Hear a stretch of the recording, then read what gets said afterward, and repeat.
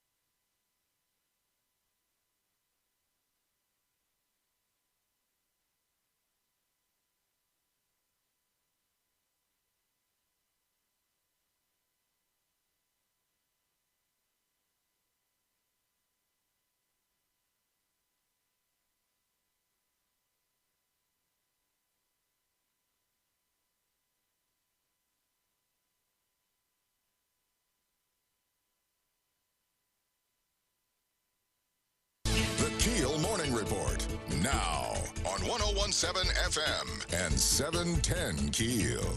A deadly hit-and-run crash leads to an arrest. We get more from Reuben Wright. An argument turned deadly Tuesday afternoon when 21-year-old Shamika Ellis hit LaQuandalyn Hargrove with an SUV. Upon arriving to the scene, police saw Hargrove pinned under the vehicle on Southern Avenue.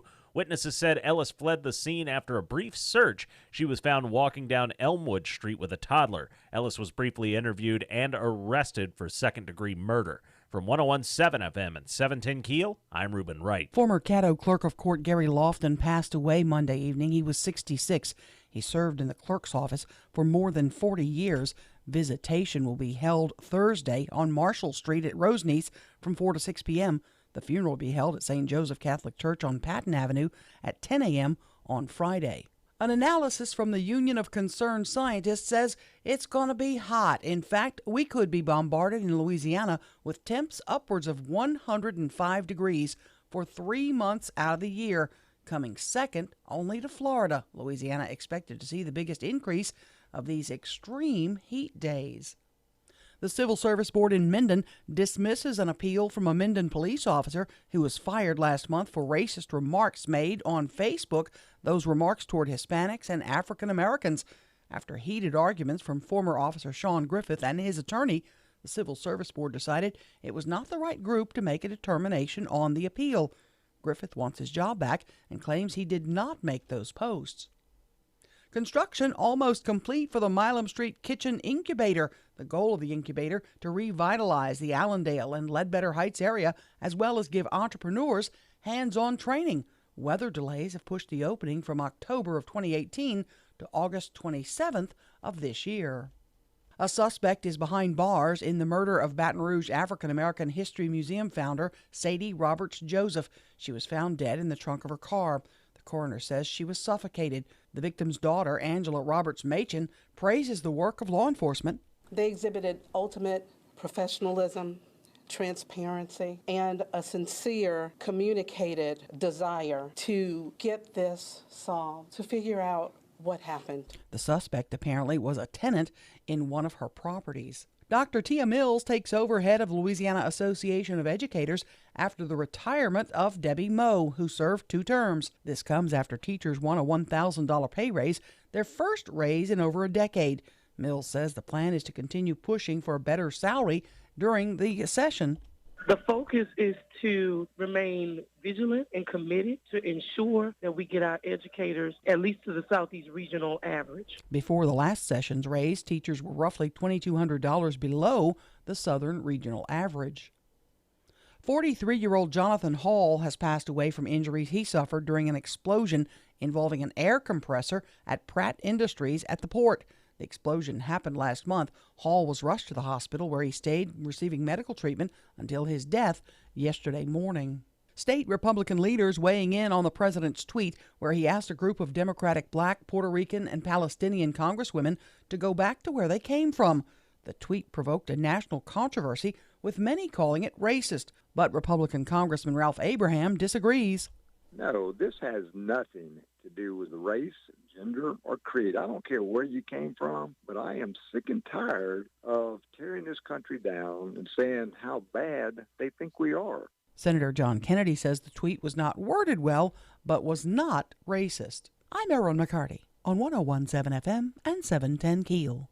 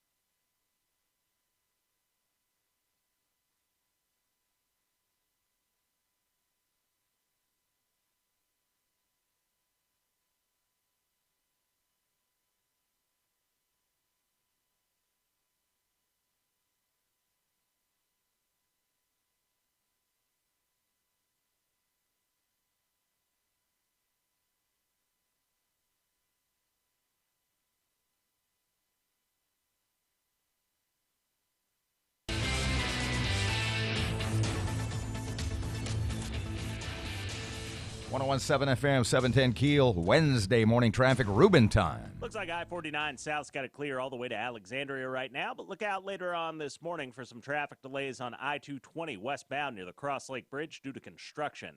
If you have anything to report to us, give us a call at the Planet Fitness Traffic Hotline, 687-ROAD. Even to see values between 105 and 110 this afternoon. The heat advisory's up. Sunshine, hot and humid today, 96. Clear tonight, low 76. Sunny, hot and humid again tomorrow, 95. Friday, sunshine, continued hot and humid, readings in the mid-90s. Richard DeWettig at the Weather Channel.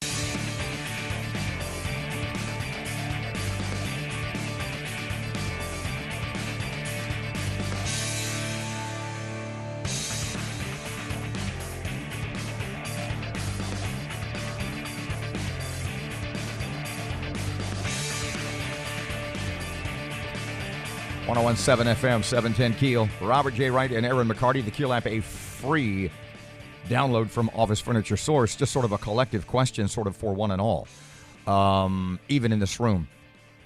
So what did we do yesterday? Reuben, grab your mic. Matt's on vacation. Reuben, what did we do yesterday to celebrate Erin McCarty Day? I love that. Well, I was going to say, we just celebrated Erin McCarty Day. Yeah. Erin McCarty Day yesterday, if you don't know, the commissioner, Cattle Commissioner Mike Middleton came in. Saw him last night, by the way. Just past 8:30 with an official proclamation declaring yesterday. Well, as a matter of fact, I have part of that proclamation right here. May I? Go ahead. Whereas the Caddo Parish Commission notes with great interest and satisfaction, just as an aside, when can we stop with the freaking awards? Yeah. I love.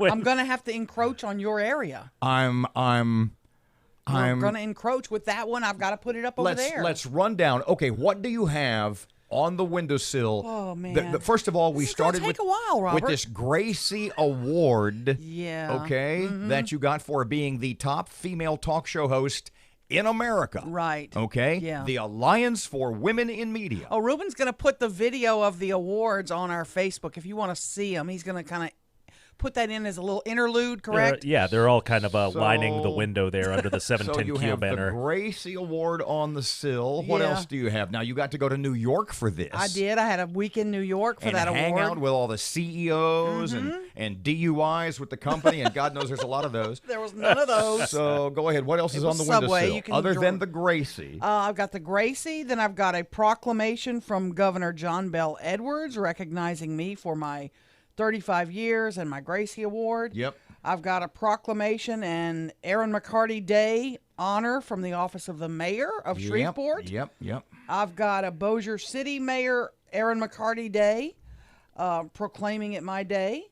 I've got a state senate proclamation honoring me and awarding me a special day. Now on the desk And behind you've got my Erin McCarty Day from the Cattle Commission. and you failed. You failed to mention one more. Oh, you're right. And I got a certificate and a flag that was flown over the U.S. Capitol in my honor. Congressman Mike Johnson asked for it to happen. All in appreciation, all in congratulations for not only the Gracie Award, but a recently celebrated 35th anniversary on the radio here in Shreveport. Golly, that's So what we're going to do is we've got a couple of blank walls in here.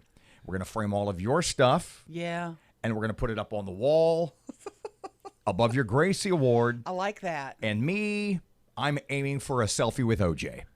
Okay, I like that. I like that. Whereas the Cattle Commission notes with great interest and satisfaction those milestone events that occur in the lives of the citizens of Caddo Parish, and particularly when those individuals have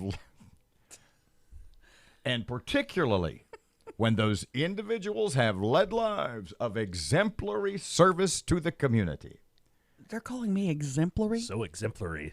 Therefore be it resolved by the Caddo Parish Commission this 16th day of July 2019 Was it a 9-3 vote? that it does, in grateful appreciation and recognition of her contributions to this parish and the Arklatex, hereby declare and proclaim July 16 to be Erin McCarty Day Wow. in Caddo Parish, calling upon all citizens of said parish Yeah. to share in this sense of pride, distinction, and honor that this attainment deserves. Did Cluster Jackson sign that? I mean, Stephen? I'm just, can we stop already? I got this text last night, and I'll read this to you, because everywhere I went yesterday where anybody knew me, Happy Erin McCarty Day! Happy Erin, what are you doing on Erin McCarty Day? Is this going to be like should have just every, gotten, crazy yesterday. every July 16th is I going like to that. be I like that. Erin McCarty Day? I like that. That's a good idea. There's December 25th. There's the fourth Thursday in November. There's the Yeah. first Monday in September. Right. And there's July 16th. I get this text from, I guess I could say a friend of mine, but we don't hang out. But Margaret Sheehy, last night, just before I closed my eyes, my last text, Happy Erin McCarty Day. I'm like, she's thinking about, this is one of the hardest working ladies in the city, and she stopped part of her day and just texted me, Happy Erin McCarty Day. I thought that was cool. I was like, don't you have anything better to do? Do you have any other Erin McCarty Day stories you'd like to share? Well, I had to go to a hospital yesterday because a friend of mine is in the hospital, and I did not realize, that specialist hospital at the corner of Line and Jordan? Yes. It's a pain medication specialist hospital. I forget what the official title is. And I ran The into one with lots of glass. Yes, and it's beautiful. It's a gorgeous place. I'd never been inside. Where the old TikTok diner used to be. Yeah. Okay. Across the street. And I was in there, and I ran into someone in the lobby. I guess a nurse or a nurse an assistant, and she said, "Are you Erin McCarty?" Oh, God. And I said, "Yeah." And she goes, just as I'm getting ready to get on the elevator, she goes, "Happy Erin McCarty Day." Like, oh my goodness. Can I get away from this at any point? Which is kind of cool. Did you hear that? was Can kinda I cool. just get away from this? It's like Dusty, our boss. Yeah. The operations manager, the man who oversees Yeah. the day-to-day operation of all 6 radio Head stations. cheese. And I walked in and he goes, "Erin McCarty Day." And I said, "Yeah, I'm kind of over all of this." And he looked at me and he said, imitating you, while motioning with his hands, come forth, come forth. Oh, please stop. Oh, please stop." If you're listening and you're thinking about It's enough. one more, yes, It's enough. it's enough. Yeah, it's I'm enough. over it. Ruben's over it. Matt's over it. All the bosses here are pretty much over it. The Yeah. only one who's not over it. Oh, no, please. It's too much. Not It's too much. It's too much. Happy day after Erin McCarty Yep. Day. 101.7 FM, 710 Keel. So there's a new contractor company hired to oversee the You consent betcha. decree stuff we need to discuss. Fletcher in Sports is on the way. Here's Ruben. Starting things off looking pretty clear for your early morning drive to work, but look out later on this morning for some traffic delays on Line Avenue near Kings Highway. If you have anything to report to us, please give us a call at the Planet Fitness Traffic Hotline at 687-ROAD. Even to see values between 105 and 110 this afternoon. The heat advisory's up. Sunshine, hot and humid today, 96. Clear tonight, low 76. Sunny, hot and humid again tomorrow, 95. Friday, sunshine, continued hot and humid, readings in the mid-90s. Richard DeWettig at the Weather Channel.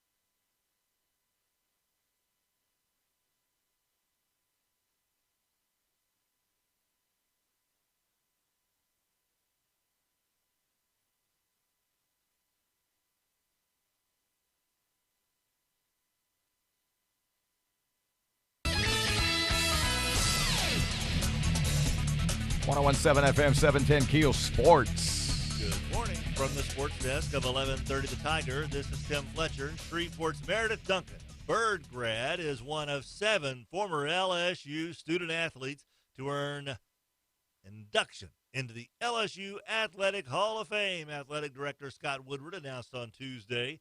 Also joining Duncan in this class is West Monroe alum and former LSU Tiger Brady James. Duncan was a 2002 All-American golfer for the Tigers.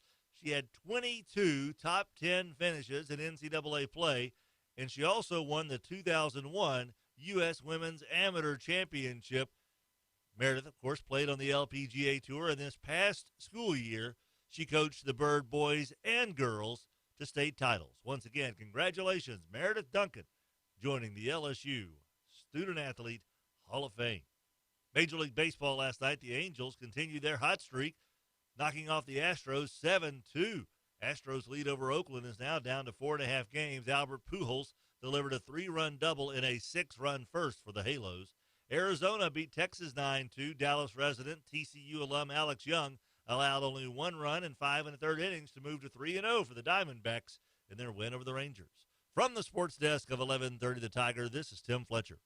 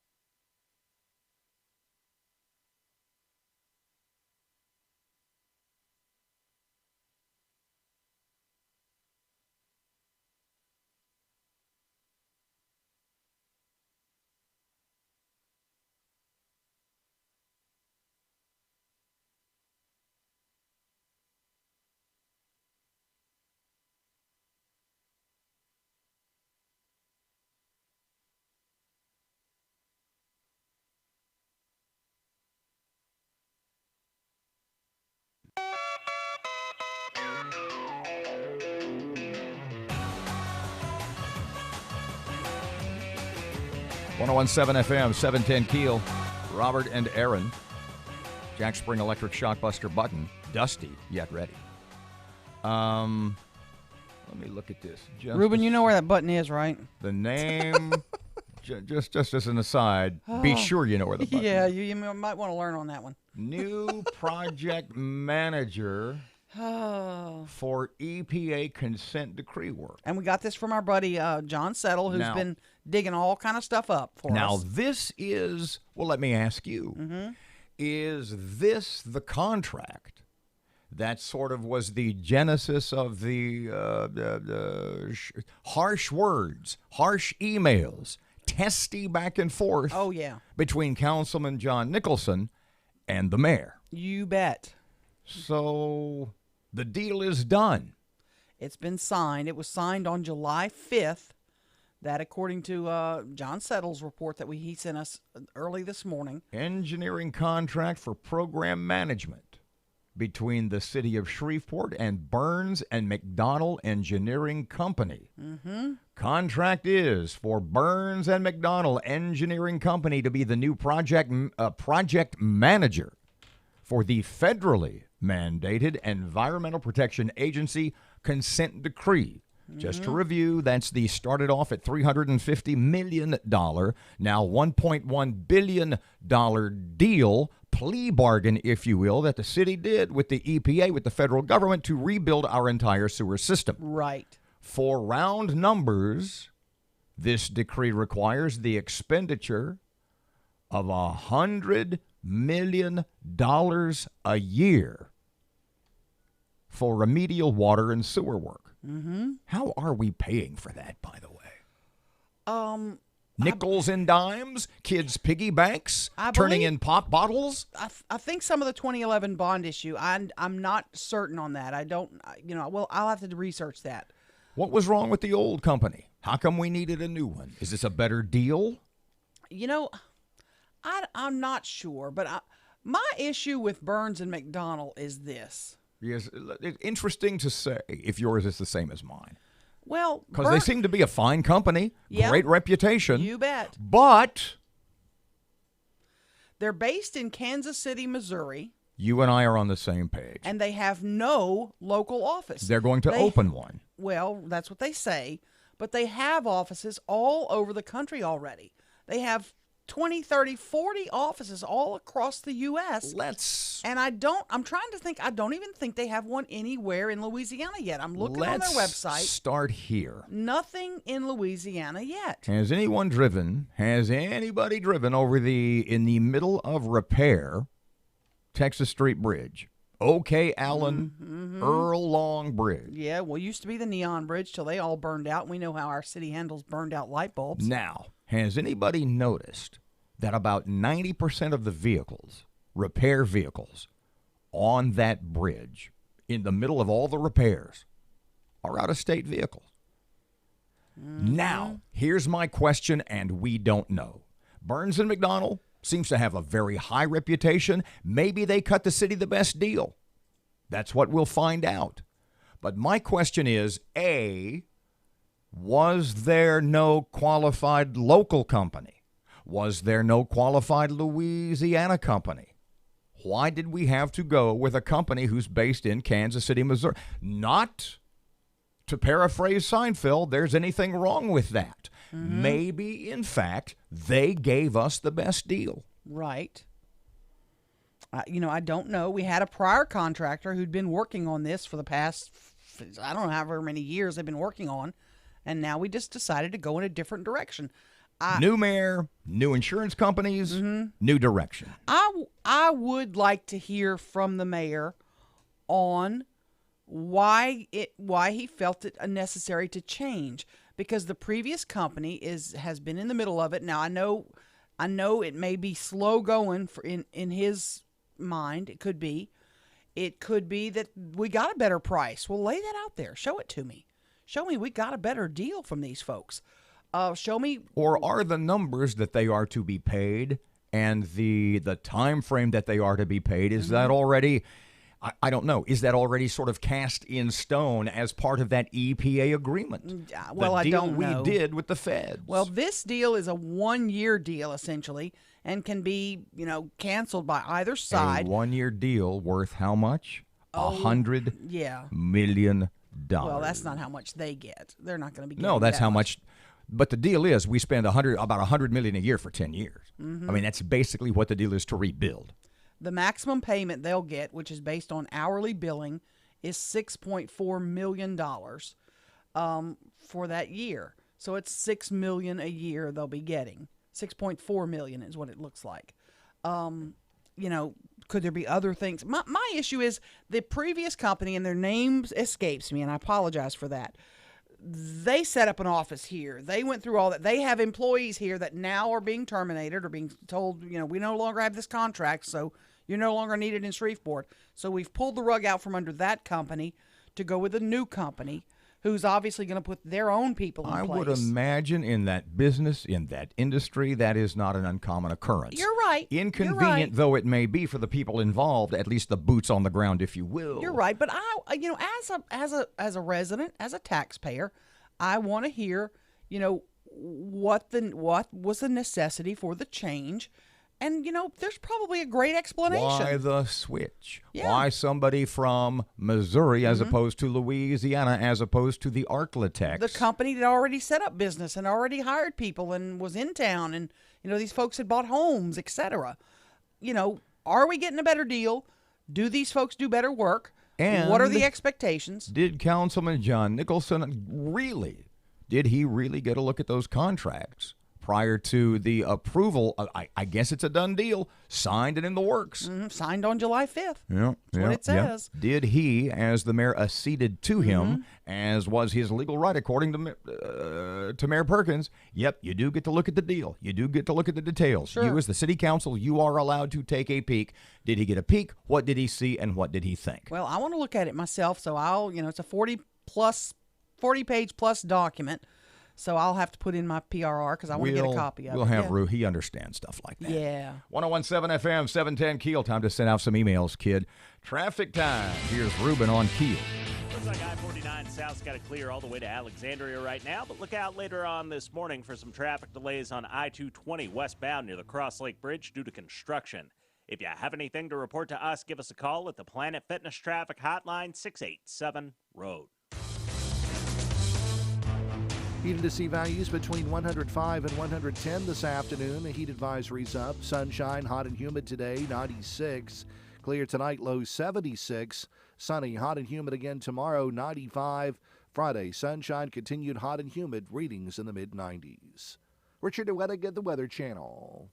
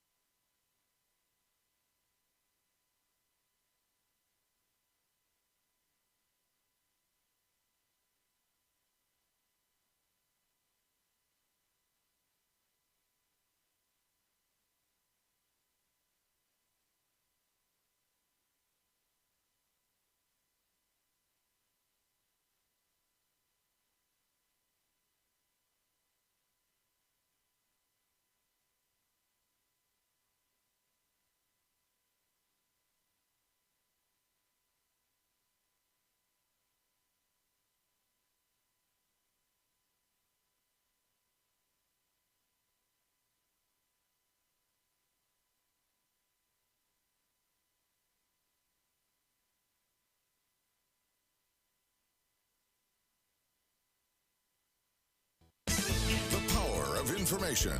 KEEL News now. A deadly hit and run leads to an arrest. An argument turned deadly when 21-year-old Shamika Ellis hit LaQuandalyn Hargrove with an SUV. A Upon arriving on the scene at Dudley and Southern Avenue, police saw Hargrove pinned under the vehicle. Witnesses said Ellis fled the scene, and after a brief search, she was found walking down Elmwood Street with a toddler. Ellis was briefly interviewed, and she's been arrested for second-degree murder. Dangerously hot days on the way for Louisiana. Details from Reuben Wright. An analysis from the Union of Concerned Scientists is predicting that by the end of the 21st century, we could be bombarded with temperatures upwards of 105 degrees for 3 months out of the year. Coming second only to Florida, Louisiana is expected to see the biggest increase of these extreme heat days. From 101.7 FM and 710 KEEL, I'm Reuben Wright. Former Caddo Clerk of Court Gary Lofton passed away Monday evening. He was 66. He served in the clerk's office for more than 40 years. Visitation will be held Thursday on Marshall Street at Roseneath from 4 to 6 p.m. The funeral will be held at St. Joseph Catholic Church on Patton Avenue at 10 a.m. on Friday. The Civil Service Board in Minden dismisses an appeal from a Minden police officer who was fired last month for racist remarks made on Facebook, those remarks toward Hispanics and African Americans. After heated arguments from former Officer Sean Griffith and his attorney, the Civil Service Board decided it was not the right group to make a determination on the appeal. Griffith wants his job back and claims he did not make those posts. Construction almost complete for the Milam Street Kitchen Incubator. The goal of the incubator to revitalize the Allendale and Ledbetter Heights area, as well as give entrepreneurs hands-on training. Weather delays have pushed the opening from October of 2018 to August 27th of this year. Attorney General William Barr made a decision not to bring federal civil rights charges against the New York Police Department officer accused of fatally choking Eric Garner. A group of roughly 50 people gathered in Harlem for a vigil. Eric Garner Jr. calls for immediate action. It's been 5 years and no justice. I'm demanding that Mayor de Blasio and Commissioner James P. O'Neill immediately fire Officer Pantaleo. The next big vigil expected to take place July 30th, where supporters say questions will be answered.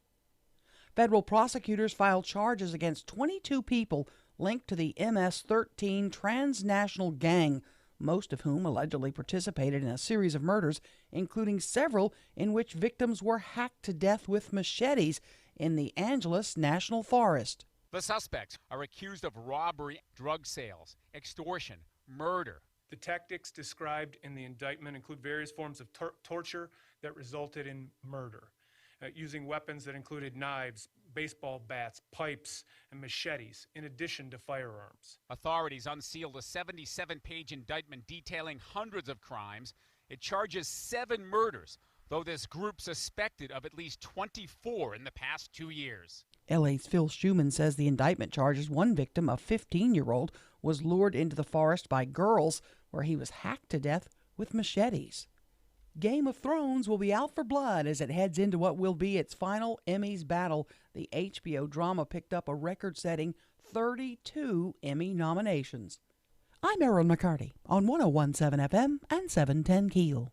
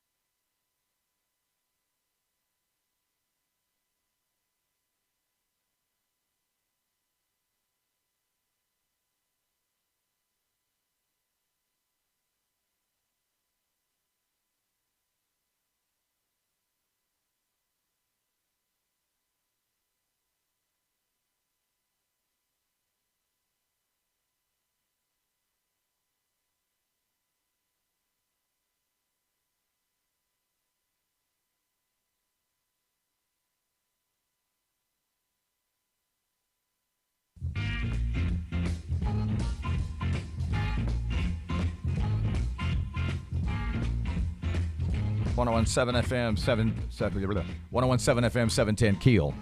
You gonna be all right? Yeah. I went to bed late last night. This is. I'm turning into Erin McCarty with irregular sleeping. Your patterns. sleep patterns cannot get worse than mine, but mine were good last night. No, yours are insane. I had a great night's On sleep. average, I go to bed about 10 o'clock at night and get up about 4:30, and then I take about a 90-minute nap in the afternoon. I don't even. Yours. It's insane. You do an hour here, wake up, a couple hours here, go back to sleep. I mean, you probably sleep 7 or 8 hours a day in 90-minute segments. Little intervals, yeah. It's probably true. Which probably is incredibly unhealthy, but you're an award winner. I know. And it works. We're all willing to look the other way. We'll go to break here. When we come back, we've got lots to talk about today, including you have a little update on the proposed minimum wage increase. You bet.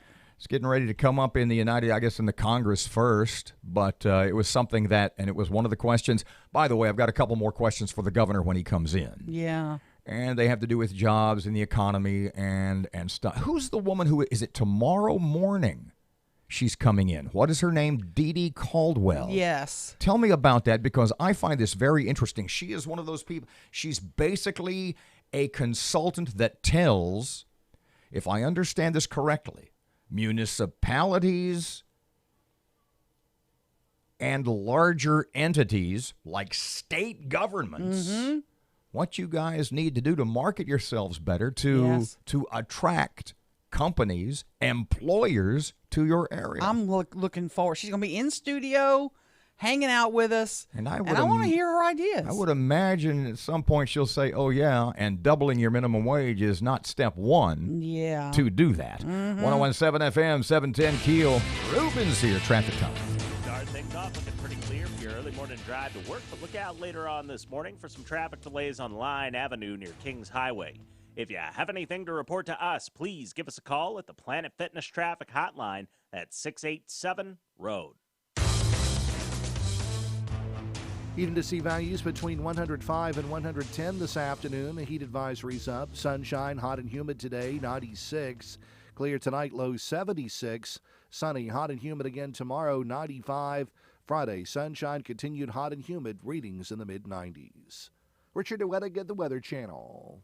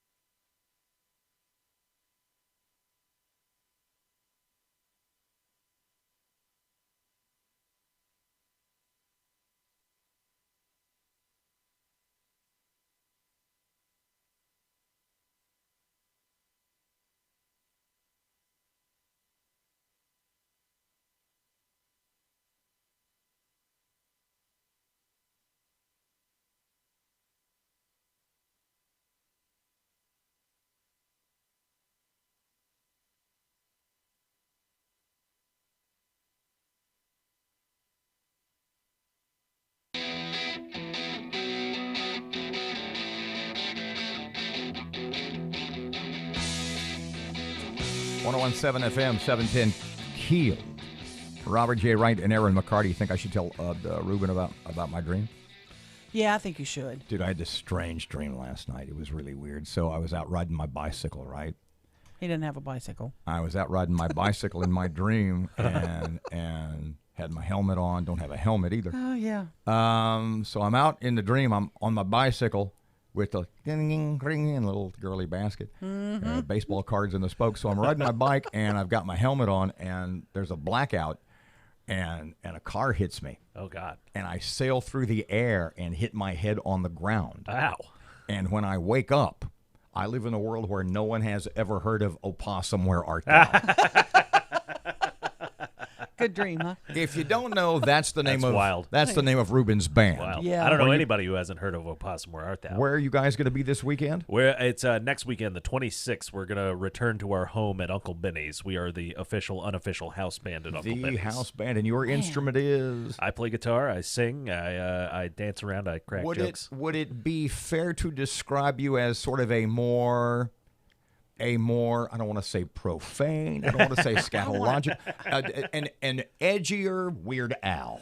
So we're a little blue. Okay, Ruben, I'm going to put you on. I'm going to put you on the spot. Okay. Friday morning, if someone were to ask you for one of our shorter segments to play one of your songs on the radio, that would not. I can find. I have a clean one that I can do. You do? Yeah. That Friday would morning. not fall can you do that victim, Friday morning? I can do that. Yeah. Okay. That would not fall victim to the Jack Spring Electric. Right. Shockbuster button. Okay. I would love to hear that. So, one of the things that the governor, John Bell Edwards, has backed for a long, no, not the gas tax. That too, though. That too, yeah. One of the things he has been a proponent of, and what's been in the news lately on a national level, is an increased minimum wage, current $7.25 to $15 an hour. By 2024, phasing it up. And we've been looking for folks to talk about that. Stephen Wagaspack, Louisiana Association of Business and Industry. He'll be here tomorrow morning, looks like.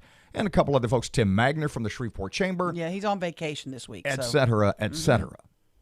But you also, and this was, I mentioned this, I think, on Monday when we started this topic, this conversation. I said, you have a number of friends, very good friends, who own small businesses. Yes. And you have sort of been canvassing them. You've been asking them, so imagine a scenario where you, as a small business owner in Shreveport, suddenly have to raise your minimum wage from $7.25, or if you're paying your folks a bit more, 8, 9, 10. But what if you had to raise your lowest employees' salaries to $15 an hour? Tell them the story you told me during the break. Well, I was with my dear friend yesterday, and I told her the scenario of what would happen to your business, which is she's a single, a proprietor, she and her husband, of her business. Employees, maybe what total? 10, 12? 10, 12 people, maybe, yeah. Mostly teenagers, young people. And I said, what would happen to your business? Would you have to fire half your staff? How much would your prices go up, for your stuff? She said, Erin, you don't understand. She said, we couldn't survive. And her husband was sitting there with us, too. And, he's like, we'd have to close. We'd have to close our store because we couldn't afford to double our expenses for employees. Which she said were about $100,000 a year. Yeah. Spends $100,000 a year on her employees. And so it would be almost $200,000. There's no way I could increase my prices enough to cover that. I would put my product, out of reach of everyone. They wouldn't be able to afford my product anymore. Or she would have to cut employees to the point that she could not run an efficient business. No, you couldn't take care of customers and make what you needed to make.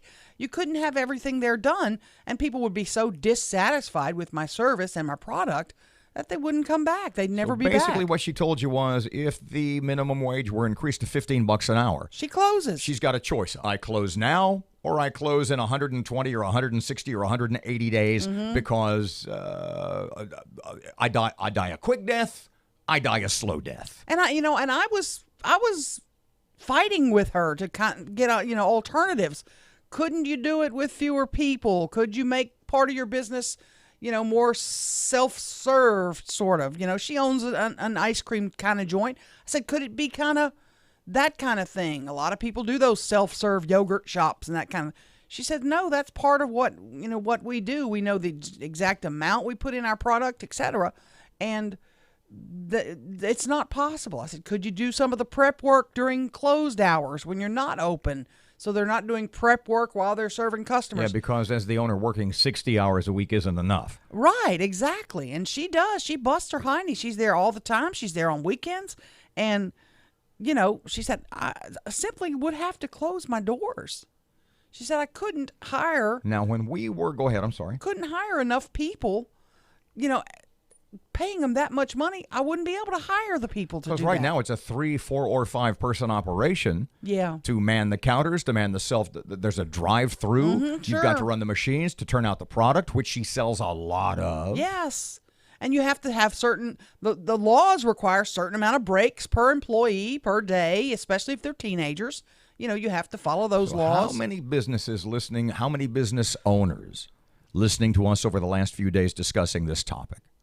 How many people listening right now who own small businesses would find themselves in the same predicament. And she doesn't even pay minimum wage. I mean, she pays a better above, wage. yeah.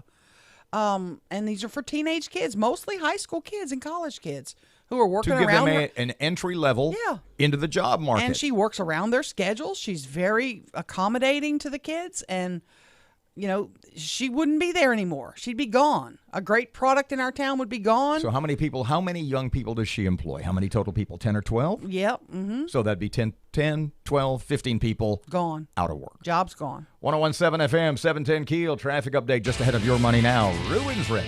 Start things off looking pretty clear for your early morning drive to work, but look out later on this morning for some traffic delays on Line Avenue near Kings Highway.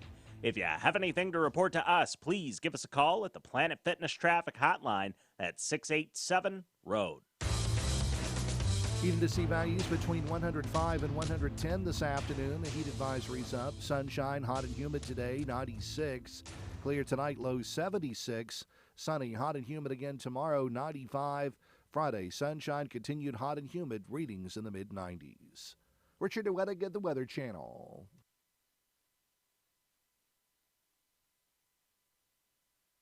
Sunshine, continued hot and humid, readings in the mid-90s. Richard DeWettig at the Weather Channel. Unlock those jobs. I'm Jennifer Kashinka with Your Money Now. Nuclear regulation.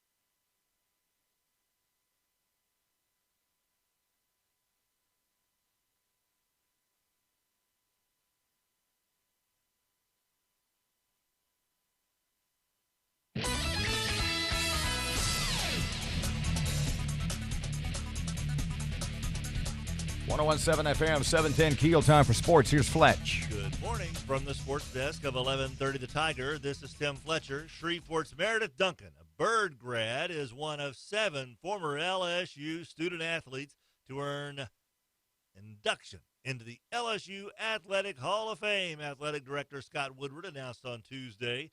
Also joining Duncan in this class is West Monroe alum and former LSU Tiger Brady James. Duncan was a 2002 All-American golfer for the Tigers. She had 22 top 10 finishes in NCAA play, and she also won the 2001 U.S. Women's Amateur Championship. Meredith, of course, played on the LPGA Tour, and this past school year, she coached the Bird boys and girls to state titles. Once again, congratulations, Meredith Duncan, joining the LSU Student Athlete Hall of Fame. Major League Baseball last night, the Angels continued their hot streak, knocking off the Astros 7-2. Astros lead over Oakland is now down to 4.5 games. Albert Pujols delivered a 3-run double in a 6-run first for the Halos. Arizona beat Texas 9-2. Dallas resident TCU alum Alex Young allowed only 1 run in 5 1/3 innings to move to 3-0 for the Diamondbacks in their win over the Rangers. From the sports desk of 1130 The Tiger, this is Tim Fletcher.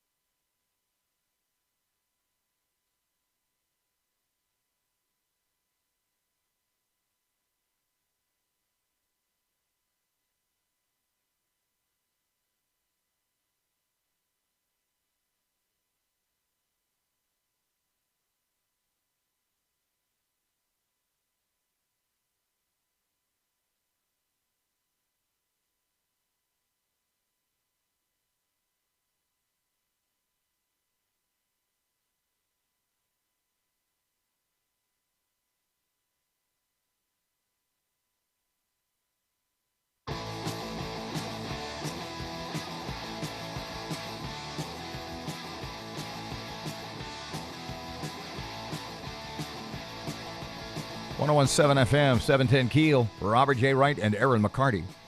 So I get my dates confused because it was a long time ago, 69, 79, 89, 99, 09, 1950 years ago. So the anniversary, the 50th anniversary of the actual Saturn V rocket launch, the Apollo mission to the moon, was yesterday. The launch was the 16th. Okay.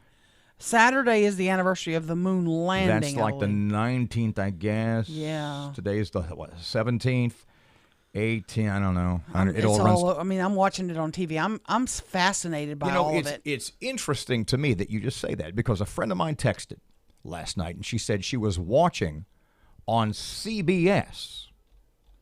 Oh, I watched it, and they replayed the Walter Cronkite stuff. And I'm fascinated by that suddenly from CBS, one of the farthest leftist-leaning networks, who would in a heartbeat embrace the Alexandria Ocasio-Cortez radical left-wing Democrat Party Green New Deal. They're having the whole squad on today. Can you imagine if you wanted to do a space launch today of that magnitude, a mission of that magnitude, of that undertaking, how all those lefties at CBS would whine and bitch and moan and complain about the carbon footprint of NASA. Oh, gosh, and yet, 50 years in the rearview mirror, they don't hesitate to, oh, America, great country, we put a man on the moon. Right.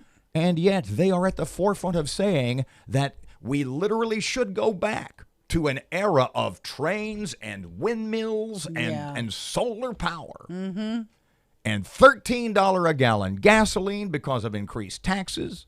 But what we did 50 years ago was pretty cool. We don't think we should do it now, but we think it's an awesome idea. The problem is some of them don't even believe we did it. We got to go. We'll talk about that later. Here's Rush on Keel. Crazy Bernie's campaign staff does not think their guy is getting a fair shake from the drive-by media again.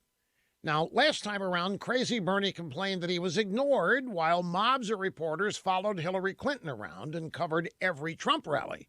This time, Crazy Bernie isn't upset about airtime. He gets plenty. But his staff is complaining that journalists find Bernie annoying now, that they aren't taking him seriously, and they wish that he and his supporters would just kind of go away. Just as bad, many pundits have already written Crazy Bernie off. They don't think he has a chance of winning, kind of like the bloom is off the rose.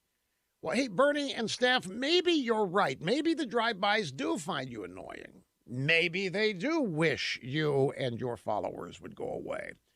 But you have a bigger problem.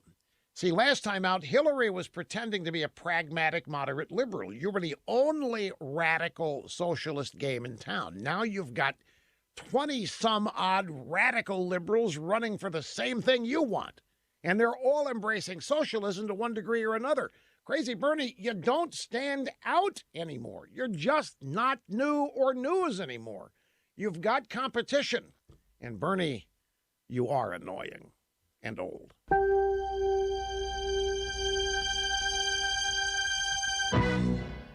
There is an app you can download that's helping thousands of people get things done. It's called Tackle. Tackle is an app that connects you with over 65,000 tackle providers across the country who can perform small jobs and chores. It can help you tackle the projects you might be putting off, things like cleaning, hauling a bunch of junk around, furniture assembly, and delivery. And they're fast, too. You get help same day in most areas. Now, business owners love Tackle as well. Use Tackle to complement your existing workforce and make you more productive. Tackle is spelled T-A-K-L. And quite simply, Tackle has people where you don't. These are approved providers ready to go. Upfront pricing lets you know what the chore will cost. There are no estimates, no negotiating. You just sign up, you order, and you get it done. Tackle is cashless, too. You pay and tip right in the app. Download the Tackle app, T-A-K-L. Save 15% off your first job when you use my name, Rush, as the promo code. Keel Weather Channel forecast. Sunny, hot, humid today. Highs in the low to middle 90s. Right now, 76. KEEL, Shreveport.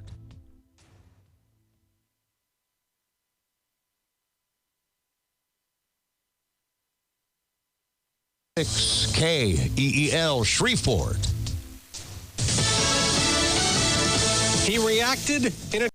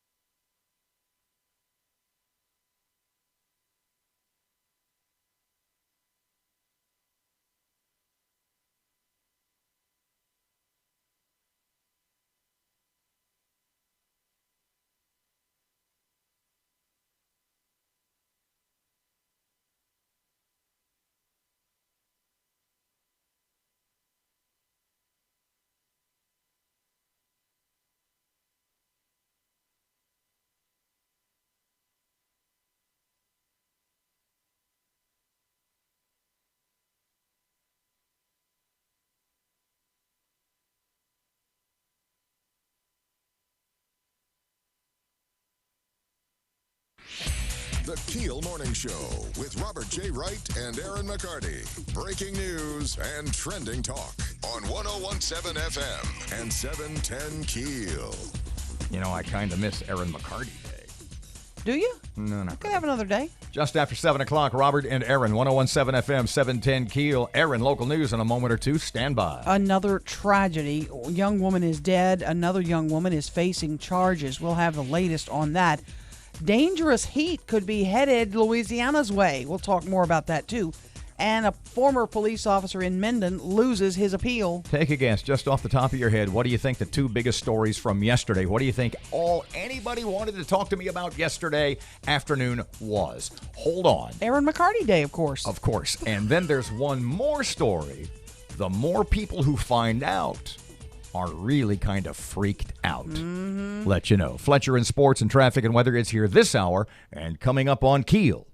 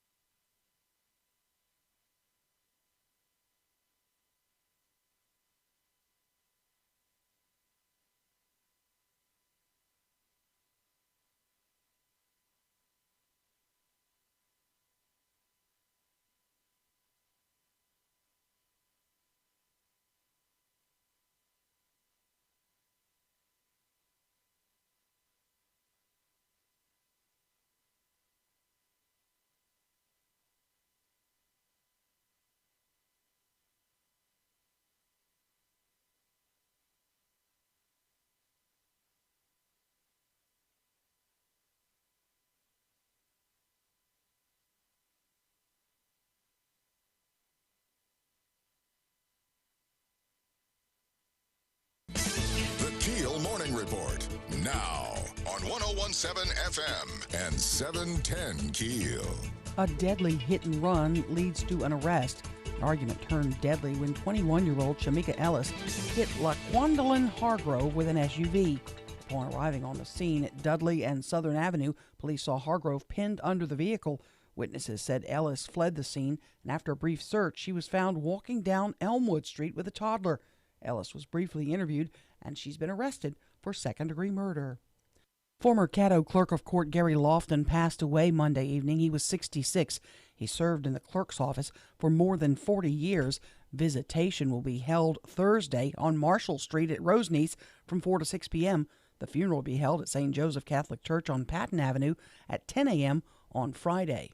The Civil Service Board in Minden dismisses an appeal from a Minden police officer who was fired last month for racist remarks made on Facebook, those remarks toward Hispanics and African Americans. After heated arguments from former Officer Sean Griffith and his attorney, the Civil Service Board decided it was not the right group to make a determination on the appeal. Griffith wants his job back and claims he did not make those posts. Construction almost complete for the Milam Street Kitchen Incubator. The goal of the incubator to revitalize the Allendale and Ledbetter Heights area, as well as give entrepreneurs hands-on training. Weather delays have pushed the opening from October of 2018 to August 27th of this year. 43-year-old Jonathan Hall has passed away from injuries he suffered during an explosion involving an air compressor at Pratt Industries at the port. The explosion happened last month. Hall was rushed to the hospital where he stayed receiving medical treatment until his death yesterday morning. The governor's race financial reports are out. Greg Adams has the numbers. The governor's race finance reports are out, and Governor John Bel Edwards has $9.6 million cash on hand. The top polling Republican challenger, Congressman Ralph Abraham, only has $1.3 million in cash. The other leading Republican in the race is self-funded businessman Eddie Risponi, who has $9.8 million in cash on hand, but only raised $277,000 over the last fundraising period. UL Lafayette Poli-Sci Professor Pearson Cross says even though Risponi has more money than the Edwards campaign, quote, no one knows who Eddie Risponi is. The gubernatorial primary is set for October 12th.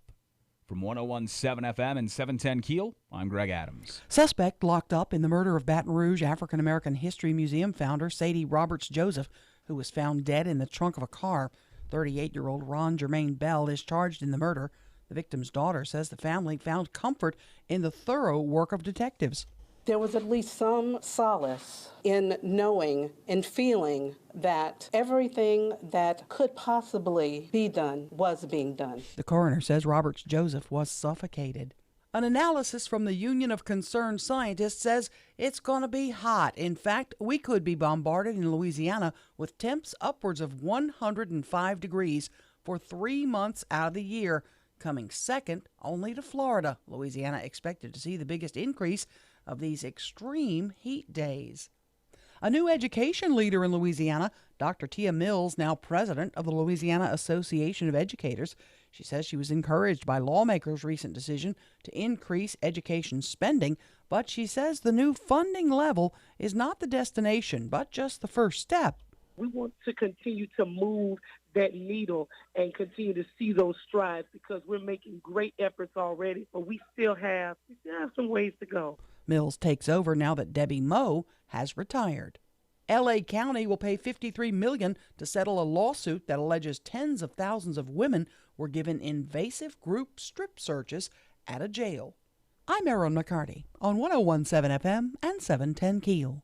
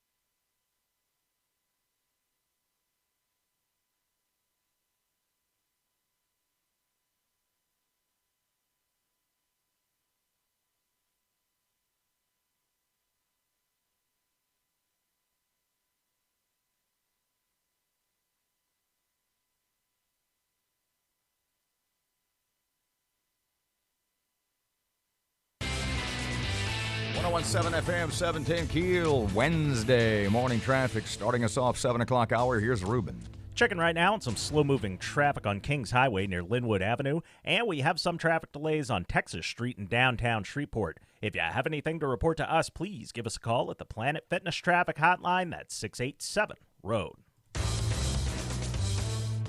Heated to see values between 105 and 110 this afternoon. The heat advisory's up. Sunshine, hot and humid today, 96. Clear tonight, low 76. Sunny, hot and humid again tomorrow, 95. Friday, sunshine, continued hot and humid, readings in the mid-90s. Richard DeWettig at the Weather Channel.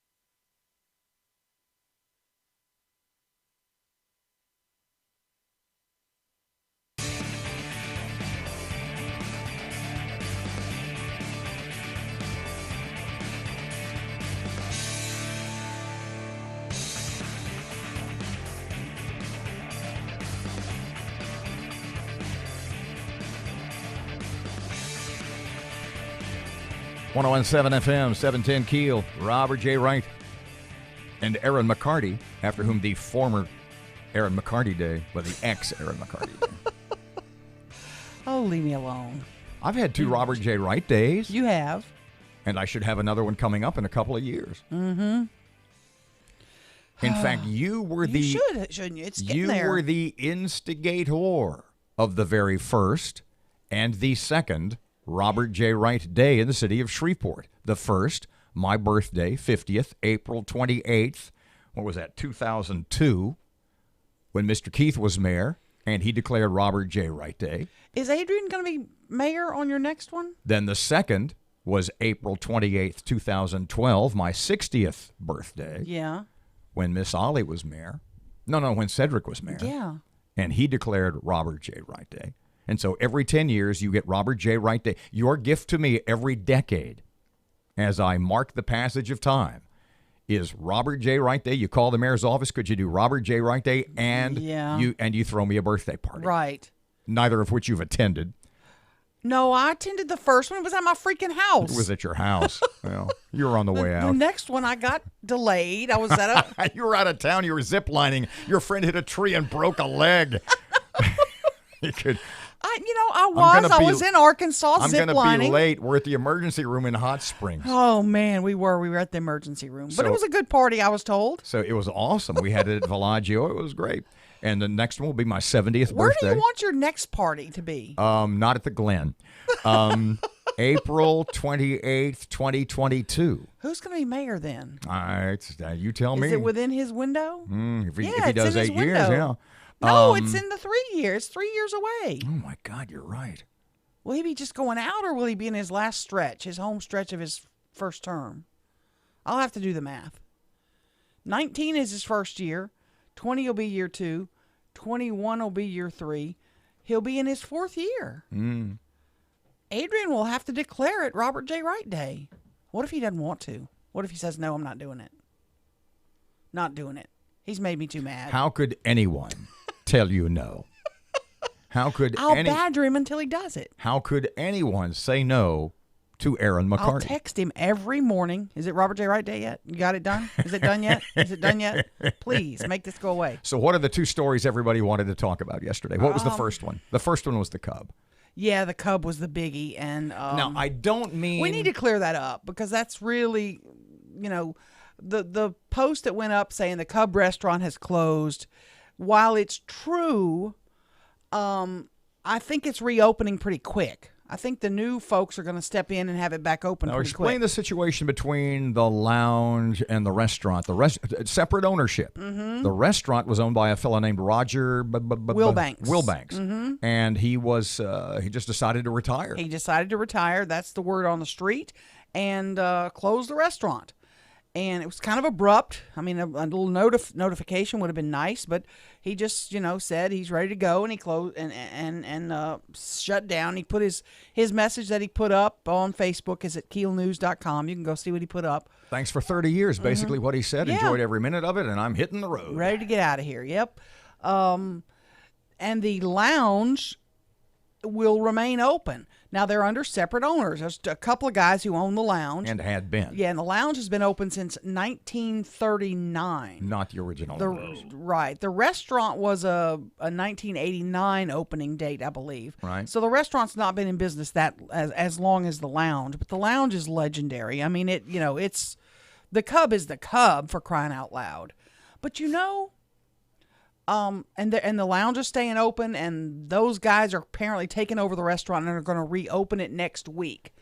But I had several places to be yesterday. I had to go by a local hospital to see some friends, and then I had to go to a meeting yesterday of the Captain Shreve Neighborhood Association. And I asked a few of the folks who I saw there and who I ran into yesterday at different places. So, when's the last time you were at the Cub? I started, pardon me, and I was going to start the segment with, and I was going to say, I mean no disrespect. It's true. But I asked people, when's the last time you were at the Cub? When's the last time you were at the going. restaurant? Well, when did we quit going and why? My last time at the bar was not that long ago. I was with Maggio and Matt one night. Mm-hmm. But as far as the restaurant goes, with like I said, no disrespect, I can't tell you. I stumbled in there. It's probably been. What was the verb I of that? stumbled in there about 5 years ago. Verb of that sentence was stumble. Okay. From what's the little bar called right next to that? Like it's a monkey place or something. Yeah, there was the brass. It was the Brass Monkey. I think I was. Is that place still open? I think I was. Monkey place. I think I was at the BM and stumbled from the BM over to the Cub. Right. And to get something to eat. And probably continue drinking beverages. I don't know. Really to sober up, to be honest, because I don't live too far from there. But when I was at the Brass Monkey, I wasn't. It's not okay to drive at that point. And so I said, "Oh, let's go get something to eat. We'll pop over to the Cub." This was before the Whataburger opened, and because the Whataburger now is the go-to spot right there. And that may be the problem with the restaurant is late night people are going to the Whataburger to get their food instead of popping into the Cub to get something to eat. But what? Popped never over mind. there. I don't want to get off. I don't want to get off track. Popped over to the Cub and got something to eat and kind of sobered up before we were able to drive home. But that's been 5 years, and that was the message I got from everybody. Some of our folks here who've been here for years. I asked them. I said, "I know you and we've been to the Cub years ago. When's the last time you went?" And he was like, "Oh, it's been a dozen years probably." And I think that's the story for a lot of people. Now, some people still hang out there. I don't know if the crowd's getting younger. I don't know if the crowd is still, middle-aged. It was typically, a middle-aged kind of crowd. It's a grown-up joint. Mm-hmm. I don't know what the demographic is in there now, but I know they're planning to get the restaurant back open as early as next week, possibly Wednesday was the last word I got. So we'll see. We shall see. What happens with the Cub. Will there be changes? Will you still have your old gratin potatoes? Will you still have the great steaks? Will the prices stay the same? I'm not sure. If you got something good. But from everything you've been able to discern, the tentative reopening date is, say, within the next 14 days. Yeah, they're talking about Wednesday, a week from today. 101.7 FM, 710 Keel. Sports is up next with Fletcher. Here's Ruben. Traffic time. Checking right now, some slow-moving traffic on North Market near North Hearn Avenue, and we have some traffic delays on East Texas Street near Hamilton Road in Bossier City. If you have anything to report to us, please give us a call at the Planet Fitness Traffic Hotline at 687-ROAD. Heat and see values between 105 and 110 this afternoon. The heat advisory's up. Sunshine, hot and humid today, 96. Clear tonight, low 76. Sunny, hot and humid again tomorrow, 95. Friday, sunshine, continued hot and humid, readings in the mid-90s. Richard DeWettig at the Weather Channel.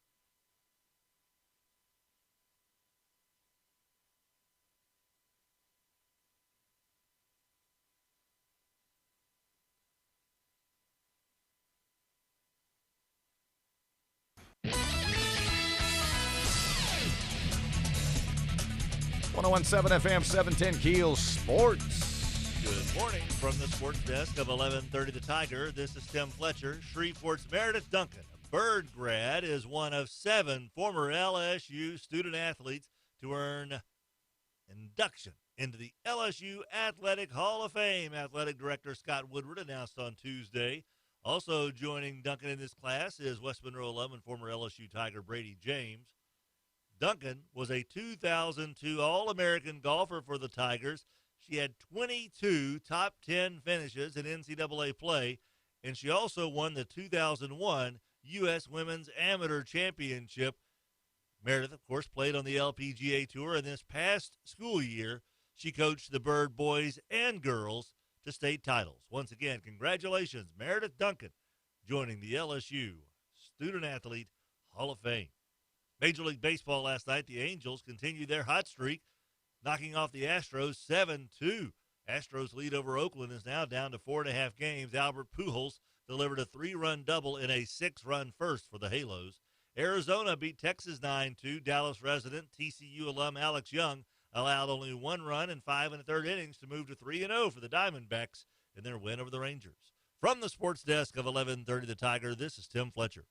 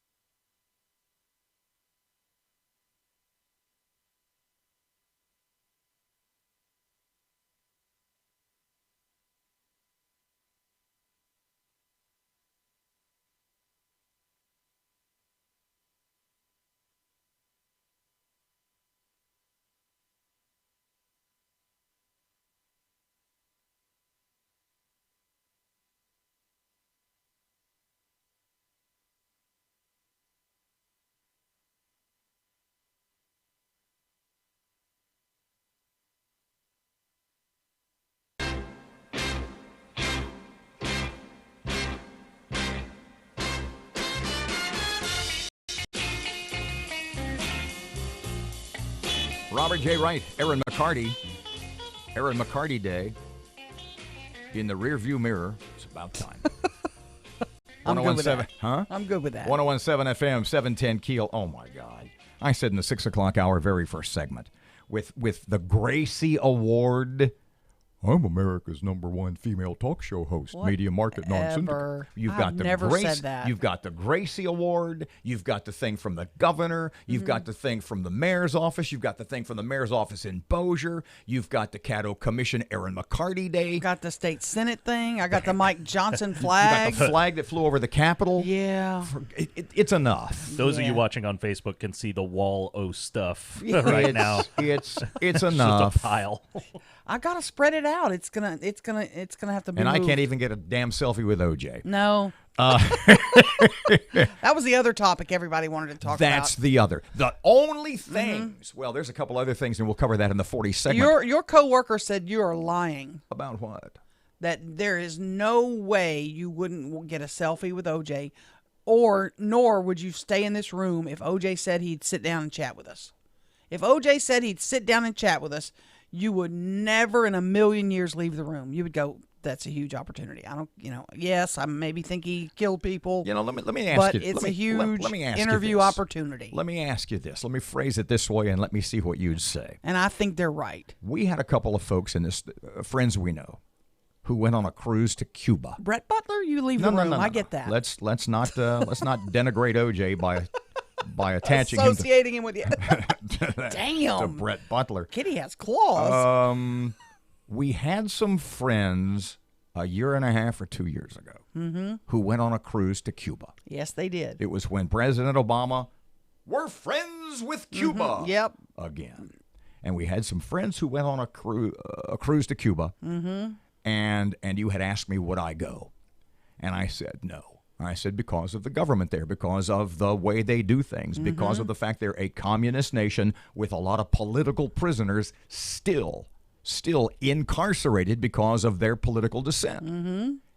And they've killed lots of people. You bet. Over the years, the Castros, Fidel, Raul, whoever's in, they've killed lots of people. As a result, I would not go. And I said, would you hang out with OJ? And you said, well, no, he's done what he's done. Yeah. And I said, well, then how would you go on a cruise to Cuba? Remember? Yeah. Remember that analogy? Yeah, I do. Okay, let's flip-flop that. OJ's around. Right. Wants to come in and hang out. Would you go on a cruise to Cuba? You see what the point I'm making? Yeah, I see the point. I mean, yes, it would be a huge get. Right. I guess. I don't know how available he is to anybody or everybody. He's not going to say anything we want him to say. He's going to say, oh, I'm playing good golf, I'm enjoying life, and blah, blah, blah. So did you murder Nicole Brown and Ron? Nicole and Ron. I'm not talking about that, but I'm having a great time in Shreveport, and, blah. He's not going to answer any questions. Speaking of his stay, or would it be fair to say extended stay, here in the Arklatex? Don't know. We heard from Shreveport Security Systems text line 318-392-1884. We heard from the Shreveport Security Systems text line yesterday from a realtor who said, yep, he's house hunting. Now he's saying, remember? Yeah. Do you still have it? We'd have to go back because we get about 30 or 40 of those a day. And I was going to see if you could find it real fast. The one about OJ and the realtor and hunting for a home. Oh, boy. In the Cross Lake area. Let's see. But said it was for a family member, not for himself. And you read it well, it's for a family member. It's not for him. And I said, wait a second. If you're OJ Simpson and you're thinking about settling in this area, and stop and think about this now. It's not that outrageous. If you remember, and I mentioned this yesterday, when we were the movie capital of the South, not so many years ago, one of the things that the people, the Sandra Bullocks, or the Diane Keatons, or the Kevin Costners, hell, Kevin Costner gave a free concert at Municipal Auditorium as a way to say thanks to the people of this area for their hospitality. He loves it. As gratitude to the way he was treated. And one of the things that virtually all of them said was it was because they were allowed, amidst doing their jobs, while they were here, they were given a measure of privacy. So for OJ thinking, maybe Shreveport's the kind of place I could make my little home base. Right. And I could have that measure of privacy that all these other celebrities, notorious and not, talk about. So you got to ask you, if you're OJ and you're house hunting, aren't you going to keep it kind of, as the kids say, on the down low? Well, as the kids say 15 years ago. Right, said exactly. 15 years ago. Keeping it on the down low. Are you really going to come out and say, it's for me? Yeah. Because you know that story is getting right. out. This is from somebody in the real estate biz. This is yesterday. Who says, I can confirm that OJ has been visiting realtors. I do not think the house is for him, though. He visited a realtor that I am connected with and was inquiring about the house for a family member. Not for me. Maybe staying there a lot. And like you said, can OJ get a mortgage? 101.7 FM, 710 KEEL. Traffic update just ahead of local news. Here's Ruben. Checking right now, some slow-moving traffic on Kings Highway near Linwood Avenue, and we have some traffic delays on Texas Street in downtown Shreveport. If you have anything to report to us, please give us a call at the Planet Fitness Traffic Hotline. That's 687-ROAD. Humidity values between 105 and 110 this afternoon. The heat advisory's up. Sunshine, hot and humid today, 96. Clear tonight, low 76. Sunny, hot and humid again tomorrow, 95. Friday, sunshine, continued hot and humid, readings in the mid-90s. Richard DeWettig at the Weather Channel.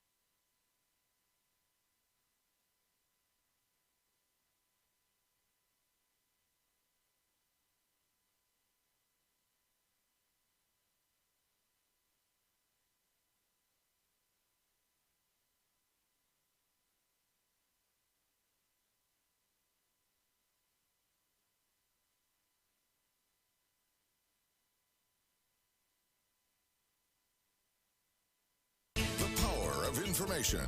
KEEL News now. A deadly hit-and-run crash leads to an arrest. We get more from Ruben Wright. An argument turned deadly Tuesday afternoon when 21-year-old Shamika Ellis hit LaQuandalyn Hargrove with an SUV. Upon arriving to the scene, police saw Hargrove pinned under the vehicle on Southern Avenue. Witnesses said Ellis fled the scene after a brief search. She was found walking down Elmwood Street with a toddler. Ellis was briefly interviewed and arrested for second-degree murder. From 101.7 FM and 710 KEEL, I'm Ruben Wright. Former Caddo Clerk of Court Gary Lofton passed away Monday evening. He was 66. He served in the clerk's office for more than 40 years. Visitation will be held Thursday on Marshall Street at Roseneath from 4 to 6 p.m. The funeral will be held at St. Joseph Catholic Church on Patton Avenue at 10 a.m. on Friday. An analysis from the Union of Concerned Scientists says it's going to be hot. In fact, we could be bombarded in Louisiana with temps upwards of 105 degrees for 3 months out of the year, coming second only to Florida. Louisiana expected to see the biggest increase of these extreme heat days. The Civil Service Board in Minden dismisses an appeal from a Minden police officer who was fired last month for racist remarks made on Facebook, those remarks toward Hispanics and African Americans. After heated arguments from former Officer Sean Griffith and his attorney, the Civil Service Board decided it was not the right group to make a determination on the appeal. Griffith wants his job back and claims he did not make those posts.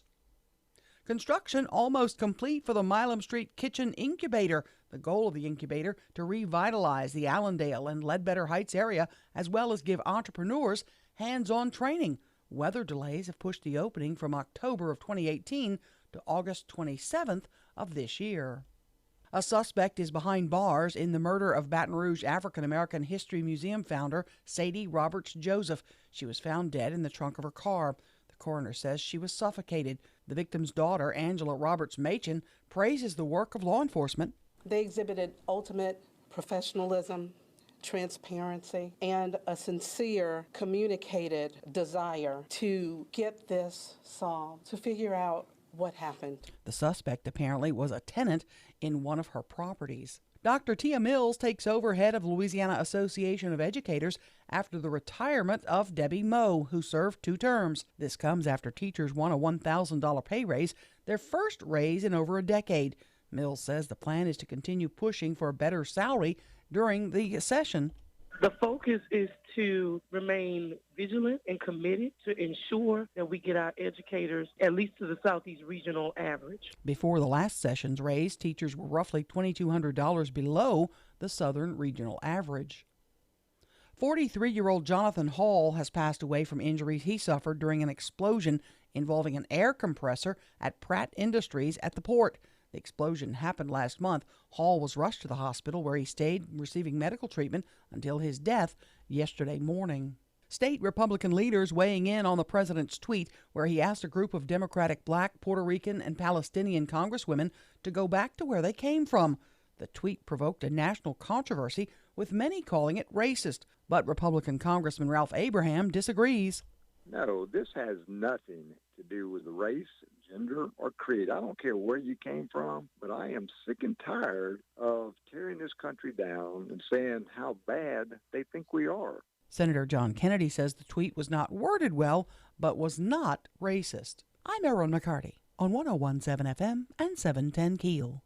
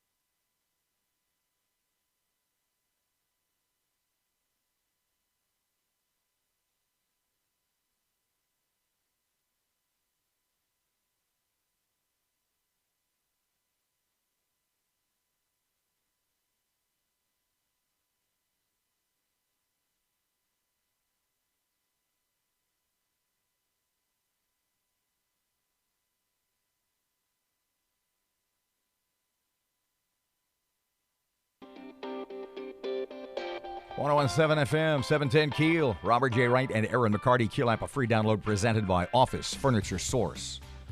I accidentally said Robert J. Wright Day will be April 28th, 2052. No, that's when you're 100. That's my 100th birthday, or as I like to think of it, 5 years before I retire.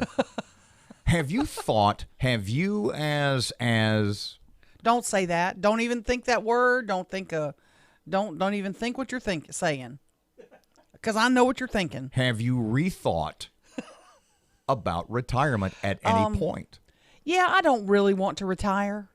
I really just want to stay in this chair and just not off like you do now. Knock out right here in this chair. What did you tell me? Because I had planned to retire when I was 70. Then I saw so many people.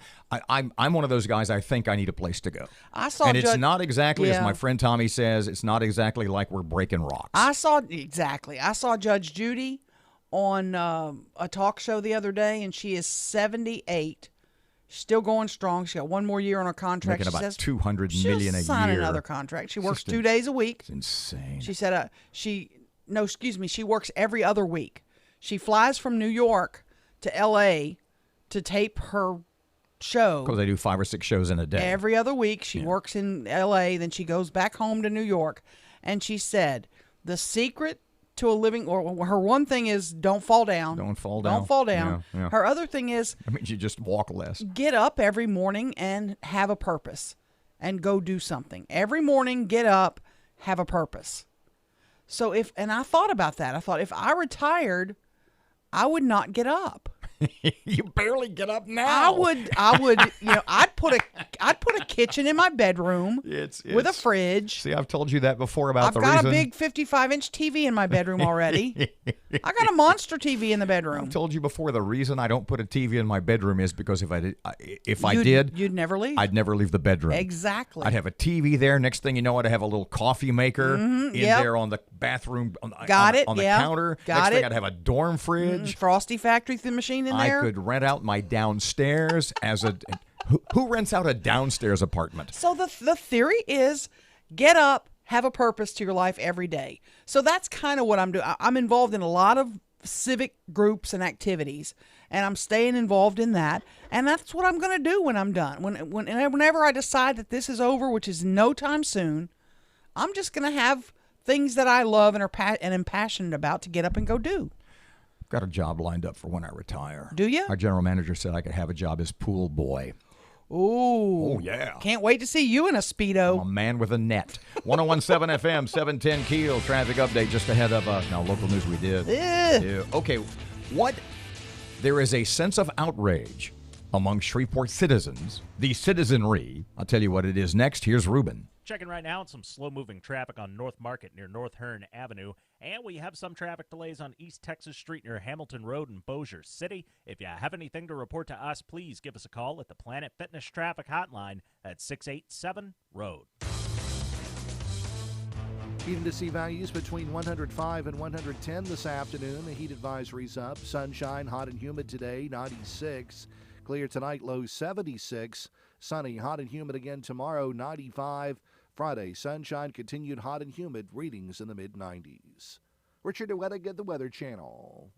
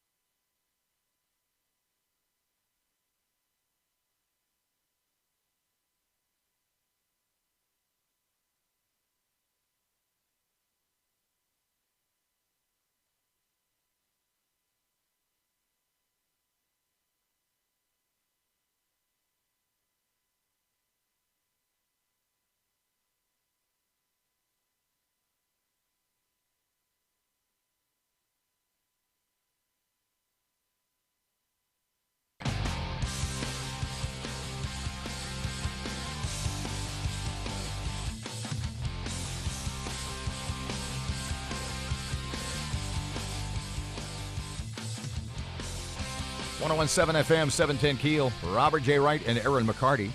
Shreveport Security Systems text line 318-392-1884.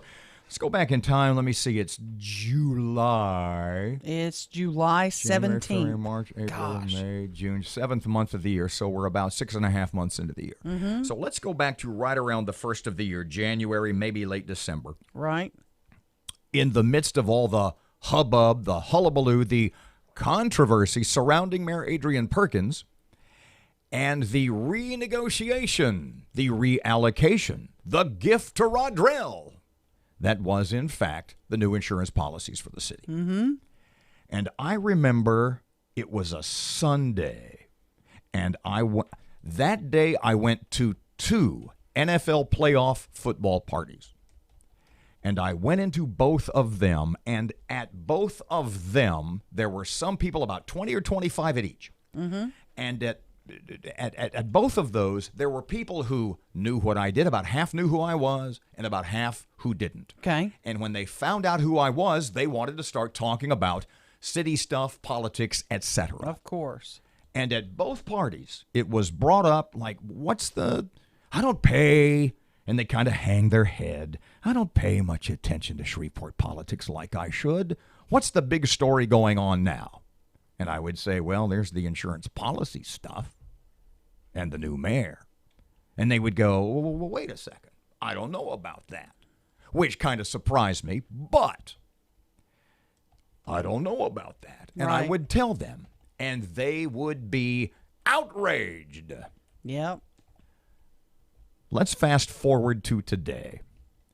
Most people, in much the same way that I was more than surprised when like 50% of the people I talked to didn't know about the insurance situation in January of 2019.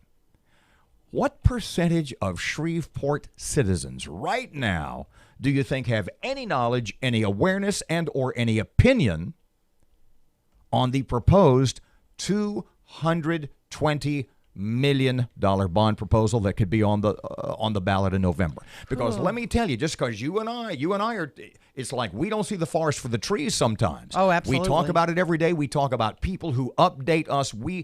That's basically what we do. Mm-hmm. So when somebody doesn't know, my first reaction is, what?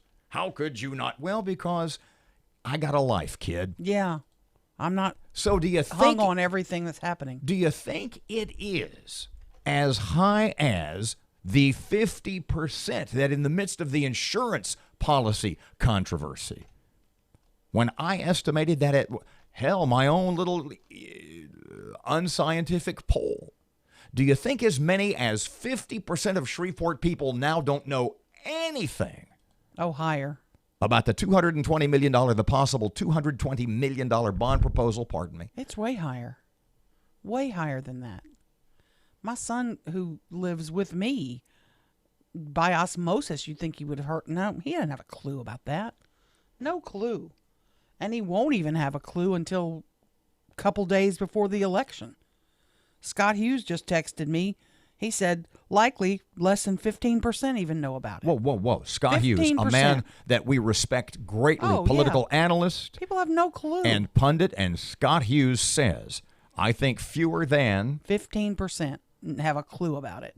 barely 1.5 out of 10 Yes. in his mind have a sense that Just think the average person gets, unless they're regular listeners of ours, or they are glued to their TV every morning. But when people get up typically in the morning, they're busy. They're packing lunches for the kids. They're getting dressed. They're getting the stuff they need to take to work. They're peripheral. This is not a word, but they're peripherally listening to us or peripherally watching television. My God, no wonder you got a day. I know, got that big trophy and all. Yeah. But it might, if they've heard it over and over because they listen to us all the time, maybe one of those peripheral moments sunk in. But for the most part, they're going about their life and they're busy. And, unless we drill it into them, boom, boom, boom, boom, boom, they have no clue. Remember the old, and this is going back a lot of years, back when we were on 94.5, right next door on the other side of that bulletproof glass. And I think at one point we did a promotion called, what was it, or at some radio station, Tell a Friend. Tell a Friend. I listen to fill in the blank. Well, maybe we need to incorporate a little bit of that and start a Tell a Friend with this $220 million bond proposal that the city council will weigh. They will sort of hone it down. Mm-hmm. They'll sort of make it a little more specific and direct. It goes back to the mayor, the 4 people, as we've talked about, which is one of the most interesting things about Shreveport city government. Sure. But most cities, for that matter, only takes 4 votes to get that on the ballot. Now, one of the things on that bond package, there are several things that I have questions about, but one is a nearly $12 million for job growth and economic development. And your concern, please don't say that S word. Oh, it's a slush fund. That's. Come on now. You're assuming guilt. Well, what's it for? Let's just How do you say spend that? Oh, that I'm it going to give is my buddy a for- job? Is that what it is? Let us just say it is for, at this point, an unspecified city promotional project. Yeah, promoting somebody's fatter wallet. That's what I think of it. But I say that because I wanted to tell you this. The city pledged to me that the economic development guy, I've lost his name at the moment because I'm having a moment, was going to come in and explain how we're going to spend the $12 million on economic development and job creation. And they were going to get him in here. Well, I called yesterday to say, when are we getting him in here? Because I got questions. Well, we're going to wait a little while longer. We want to get each of the department heads in to kind of explain what they want and what's on their wish list. But we're going to wait a little while longer and get it all organized and have it a little better there to explain it to you. Because they got work to do. They got a sales pitch from HE double hockey sticks to do. Here's the point. Tell a friend today about a $220 million, a possible $220 million bond proposal that covers. And don't tell them it ain't going to cost them anything. Don't start with that BS. Hey, settle down. Don't get me started. Stop your cultural appropriation there, Medea. My bad. 1017 FM, 710 Keel. Your money now, just a couple of seconds away. In the meantime, Weather Channel forecast, kind of sunny and hot and humid today. Heat index well above the 100-degree mark. High today is low to middle 90s. Right now, 77 degrees at Keel, 750, and time for Your Money Now.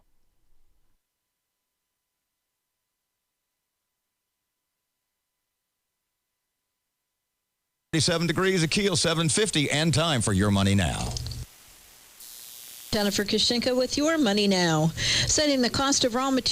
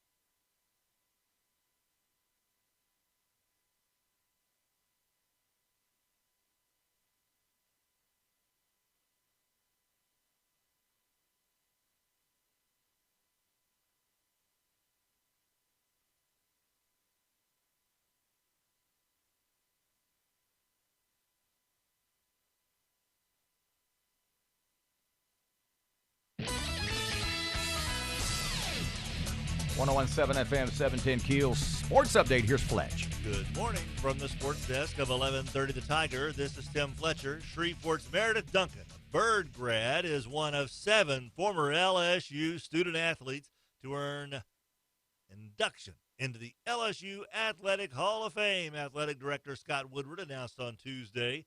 Also joining Duncan in this class is West Monroe alum and former LSU Tiger Brady James. Duncan was a 2002 All-American golfer for the Tigers. She had 22 top 10 finishes in NCAA play, and she also won the 2001 U.S. Women's Amateur Championship. Meredith, of course, played on the LPGA Tour, and this past school year, she coached the Bird boys and girls to state titles. Once again, congratulations, Meredith Duncan, joining the LSU Student Athlete Hall of Fame. Major League Baseball last night, the Angels continued their hot streak, knocking off the Astros 7-2. Astros lead over Oakland is now down to 4.5 games. Albert Pujols delivered a 3-run double in a 6-run first for the Halos. Arizona beat Texas 9-2. Dallas resident TCU alum Alex Young allowed only 1 run in 5 1/3 innings to move to 3-0 for the Diamondbacks in their win over the Rangers. From the sports desk of 1130 The Tiger, this is Tim Fletcher.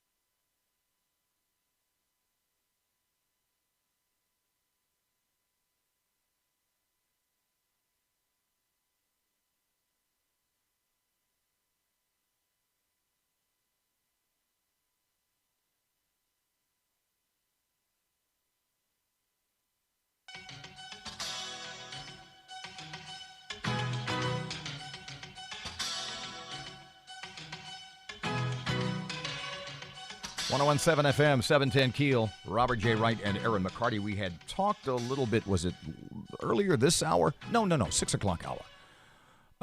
About the proposed minimum wage and the friend that you have who says, because not only has Governor John Bel Edwards been a vocal and adamant proponent of an increased minimum wage in the state of Louisiana to $15 an hour. I think he kind of go for 12. I don't know, but he's been pushing 15, just like originally he wanted that 40-cent a gallon gas tax increase. But that's not the point.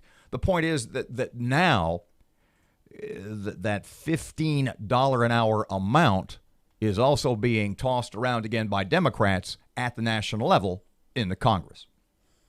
And you've got a friend that you went to visit yesterday at the hospital, and she owns a local business. And what did she tell you about minimum wage? If it were increased, she employs about 10 or 12 young people at her business. At her business, and she's been in business a long time. But she said, I couldn't afford that, Erin. She said, my doors would have to close. I said, well, couldn't you raise your prices? Could you have fewer workers? She goes, no, I'd have to quadruple my prices. It wouldn't be affordable. Nobody could even have my product anymore. It would be out of range. Shreveport Security Systems text line 318-392-1884. Minimum wage will always be minimum, no matter what the amount is. Minimum wage can never be a living wage. That's why it's called minimum wage. The best minimum wage would be zero. You can raise minimum wage to any amount, $10, $100, $1,000 an hour. But when it's all said and done, it'll still be minimum wage. When it's raised, it will affect everyone negatively by raising prices on every product and commodity. It will cause people to lose jobs. Look back in history and you'll see things were cheaper before minimum wage was made law. Things have increased tremendously. Prices have gone up ever since minimum wage was mandated. 757, 1017 FM, 710 Keel. Here's Sean Hannity. The truth and nothing but. This is the Sean Hannity Morning Minute. I love how Michael Isikoff tries to hit me for spreading a conspiracy. Isikoff was one of the people that they leaked the dirty dossier to, which we now know is unverifiable and untrue. Mr. Isikoff, you phony conspiracy theorist hypocrite. He leaked it to impact the 2016 elections. Because why? Because Isikoff is lazy, and Isikoff just feeds, literally he is the handoff for whatever lies and conspiracy theories his intel friends want to spread. In other words, he's a propagandist, conspiracy theorist, liar. Keeping you on the straight path. Later today, it's the Sean Hannity Show. Smoking is not about politics. It's about people. There are 34 million Americans that smoke. But for me, Juul was a game changer because you switch to Juul. It's simple, it's satisfying, and no more smell. I watch people all the time. They run outside in the freezing cold, could be grabbing their cigarette. Well, with Juul, you'll take a quick puff and you're good. That's it. Now, Juul is designed with smokers in mind. From its form to technology, it's easy to use, no buttons, no switches. And the goal of Juul is to impact the lives of adult smokers by providing a satisfying alternative. Switch to Juul. You'll wish you had done it a long time ago. To discover the smoking alternative that is nothing like any e-cig vape you have ever tried, go to this website, Juul.com/Switch America. That's Juul.com/Switch America. Warning, this product contains nicotine, and nicotine is an addictive chemical. Juul.com/Switch America. Checking right now, some slow-moving traffic on North Market near North Hearn Avenue. And we have some traffic delays on East Texas Street near Hamilton Road in Bossier City. If you have anything to report to us, please give us a call at the Planet Fitness Traffic Hotline at 687-ROAD. Keel Weather Channel forecast. Sunny, hot today, low to middle 90s, very humid, high to middle 90s. Right now, 78 at Keel. Breaking news and trending talk. This is 1017 FM and 710 Keel. KEEL, Shreveport.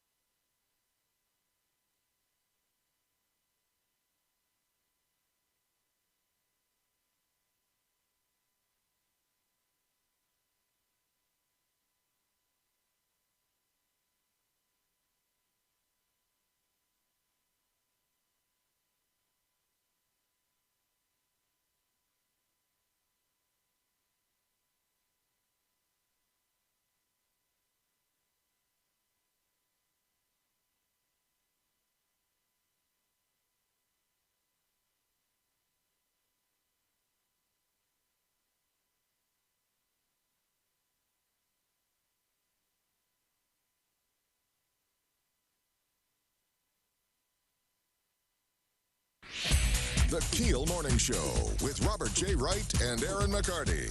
Breaking news and trending talk on 101.7 FM and 710 KEEL. Good morning, just after 8. Robert and Erin, 101.7 FM, 710 KEEL, way down there. Erin has local news up next. A feud between two women in Shreveport leads to one of their deaths. The other is locked up. There's been a fatal shooting in the Minden community. We'll have an update on that this morning as well, too. And a Minden police officer trying to get his job back loses his appeal. New company, new contract from the city pertaining to the consent decree. You know that thing we're spending $100 million a year for 10 years on, like minimum? Details on the way. Fletcher in sports and traffic and weather, and it's all coming up this hour right here on KEEL. Robert J. Wright here once again for every...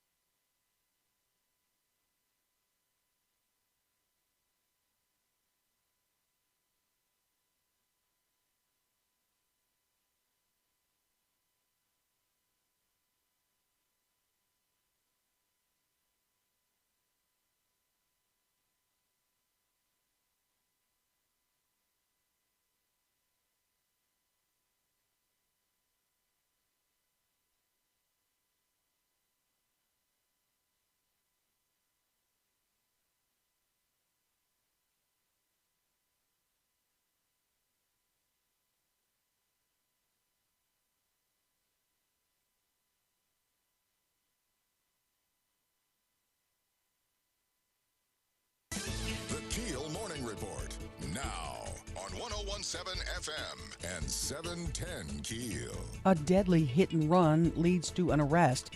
An argument turned deadly when 21-year-old Shamika Ellis hit LaQuandalyn Hargrove with an SUV. Upon arriving on the scene at Dudley and Southern Avenue, police saw Hargrove pinned under the vehicle. Witnesses said Ellis fled the scene, and after a brief search, she was found walking down Elmwood Street with a toddler. Ellis was briefly interviewed, and she's been arrested for second-degree murder. Former Caddo Clerk of Court Gary Lofton passed away Monday evening. He was 66. He served in the clerk's office for more than 40 years. Visitation will be held Thursday on Marshall Street at Roseneath from 4 to 6 p.m. The funeral will be held at St. Joseph Catholic Church on Patton Avenue at 10 a.m. on Friday. The Civil Service Board in Minden dismisses an appeal from a Minden police officer who was fired last month for racist remarks made on Facebook, those remarks toward Hispanics and African Americans. After heated arguments from former Officer Sean Griffith and his attorney, the Civil Service Board decided it was not the right group to make a determination on the appeal. Griffith wants his job back and claims he did not make those posts. Construction almost complete for the Milam Street Kitchen Incubator. The goal of the incubator to revitalize the Allendale and Ledbetter Heights area, as well as give entrepreneurs hands-on training. Weather delays have pushed the opening from October of 2018 to August 27th of this year. 43-year-old Jonathan Hall has passed away from injuries he suffered during an explosion involving an air compressor at Pratt Industries at the port. The explosion happened last month. Hall was rushed to the hospital where he stayed receiving medical treatment until his death yesterday morning. The governor's race financial reports are out. Greg Adams has the numbers. The governor's race finance reports are out, and Governor John Bel Edwards has $9.6 million cash on hand. The top polling Republican challenger, Congressman Ralph Abraham, only has $1.3 million in cash. The other leading Republican in the race is self-funded businessman Eddie Rispone, who has $9.8 million in cash on hand, but only raised $277,000 over the last fundraising period. UL Lafayette Poli-Sci Professor Pearson Cross says even though Rispone has more money than the Edwards campaign, quote, no one knows who Eddie Rispone is. The gubernatorial primary is set for October 12th. From 101.7 FM and 710 Keel, I'm Greg Adams. Suspect locked up in the murder of Baton Rouge African American History Museum founder Sadie Roberts Joseph, who was found dead in the trunk of a car. 38-year-old Ron Jermaine Bell is charged in the murder. The victim's daughter says the family found comfort in the thorough work of detectives. There was at least some solace in knowing and feeling that everything that could possibly be done was being done. The coroner says Roberts Joseph was suffocated. An analysis from the Union of Concerned Scientists says it's going to be hot. In fact, we could be bombarded in Louisiana with temps upwards of 105 degrees for 3 months out of the year, coming second only to Florida. Louisiana expected to see the biggest increase of these extreme heat days. A new education leader in Louisiana, Dr. Tia Mills, now president of the Louisiana Association of Educators. She says she was encouraged by lawmakers' recent decision to increase education spending, but she says the new funding level is not the destination, but just the first step. We want to continue to move that needle and continue to see those strides because we're making great efforts already, but we still have some ways to go. Mills takes over now that Debbie Moe has retired. L.A. County will pay $53 million to settle a lawsuit that alleges tens of thousands of women were given invasive group strip searches at a jail. I'm Erin McCarty on 101.7 FM and 710 Keel.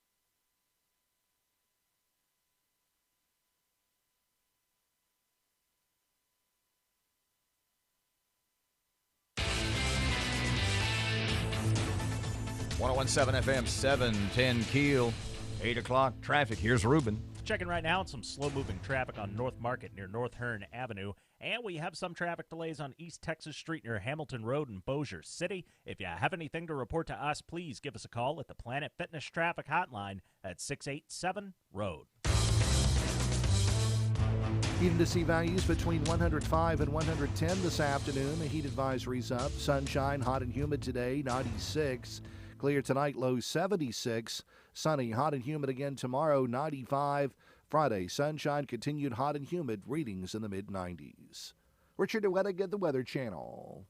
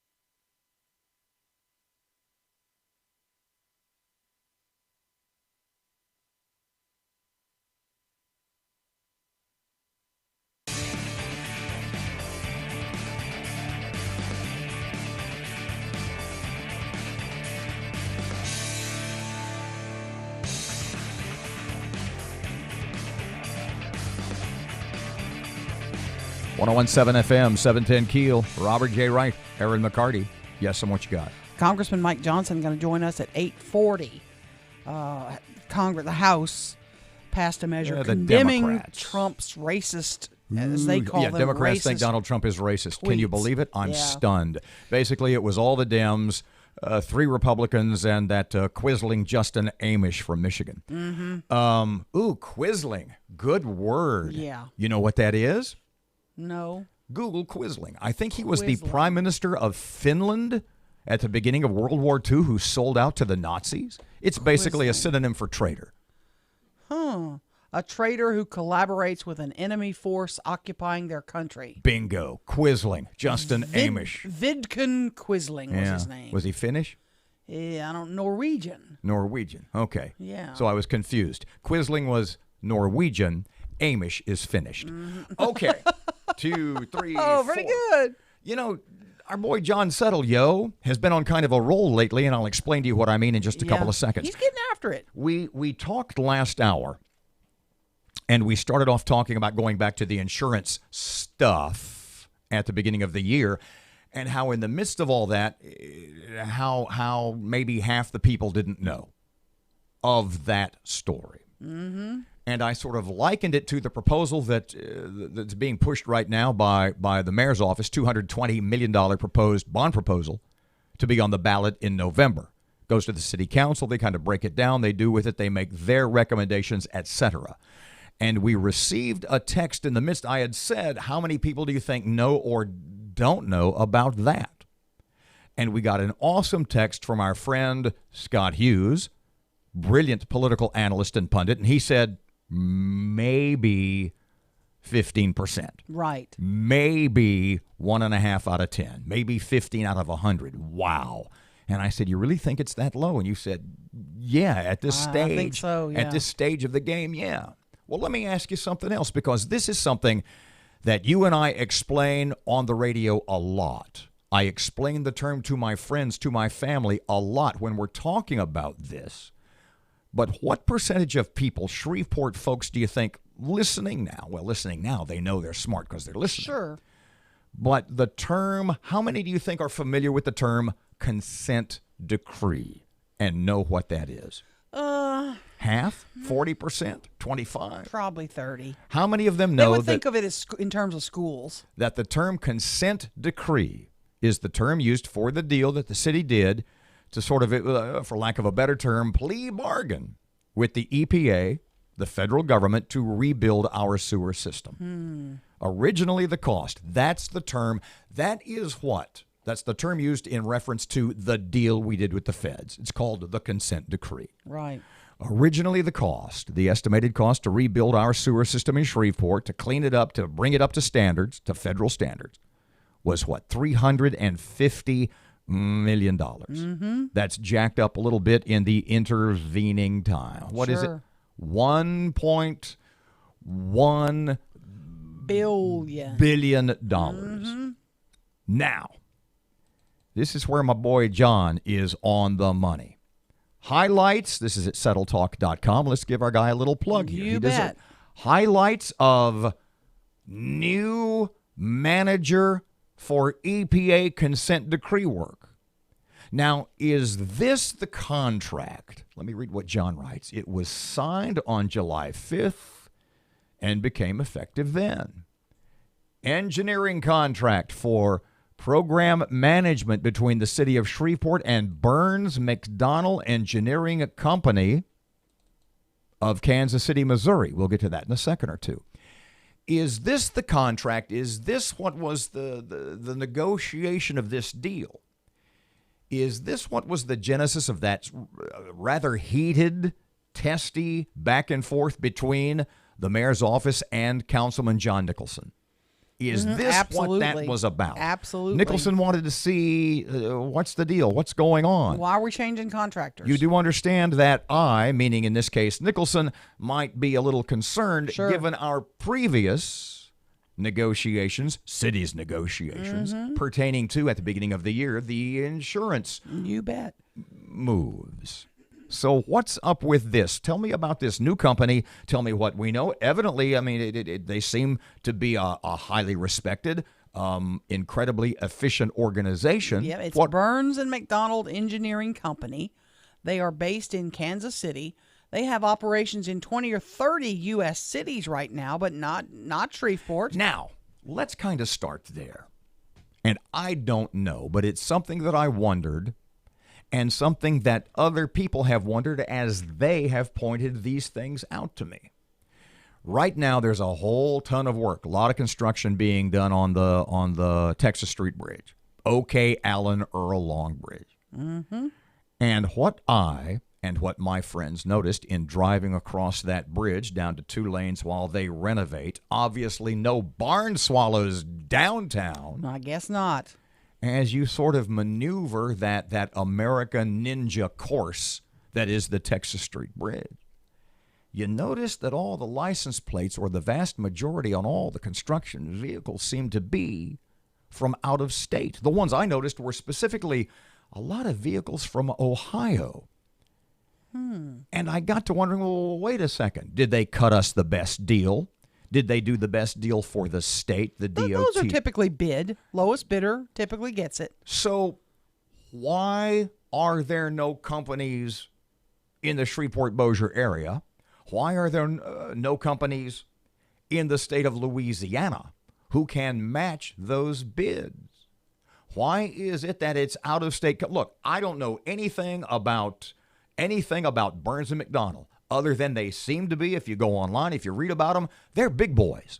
They know what they're doing. Mm-hmm. They don't play. They have opened a local office, I'm told. They're going to be hiring about 30 workers. But the question is, was there no Louisiana company? Was there no Shreveport or Bossier or Arklatex firm that could have undertaken this project and overseen it and done a good job for the same price? Right.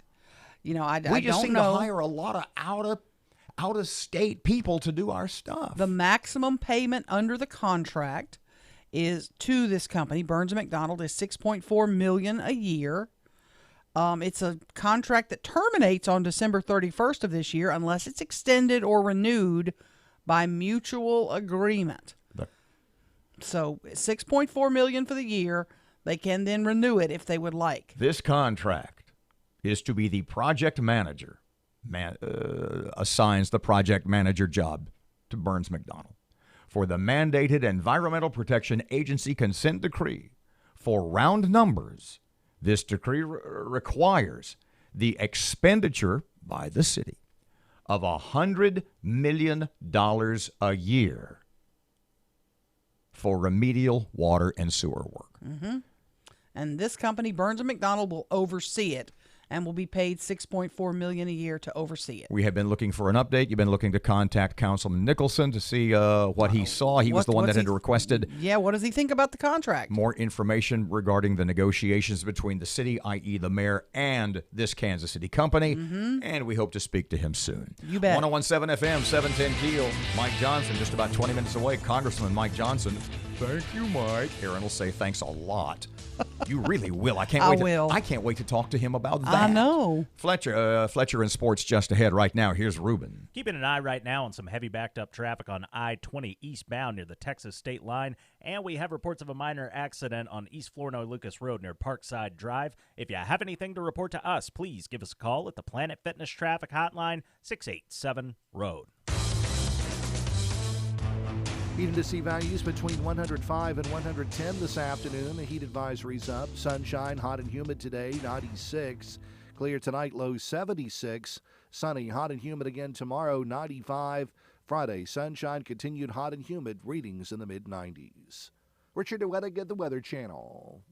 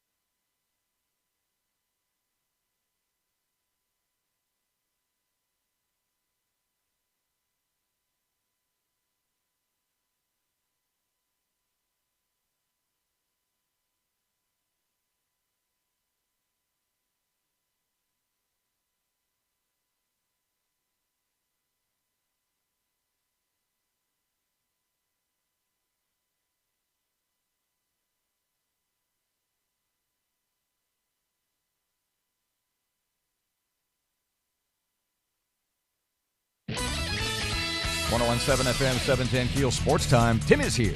Good morning from the sports desk of 1130 The Tiger. This is Tim Fletcher. Shreveport's Meredith Duncan, Bird grad, is one of 7 former LSU student athletes to earn induction into the LSU Athletic Hall of Fame. Athletic Director Scott Woodward announced on Tuesday. Also joining Duncan in this class is West Monroe alum and former LSU Tiger Brady James. Duncan was a 2002 All-American golfer for the Tigers.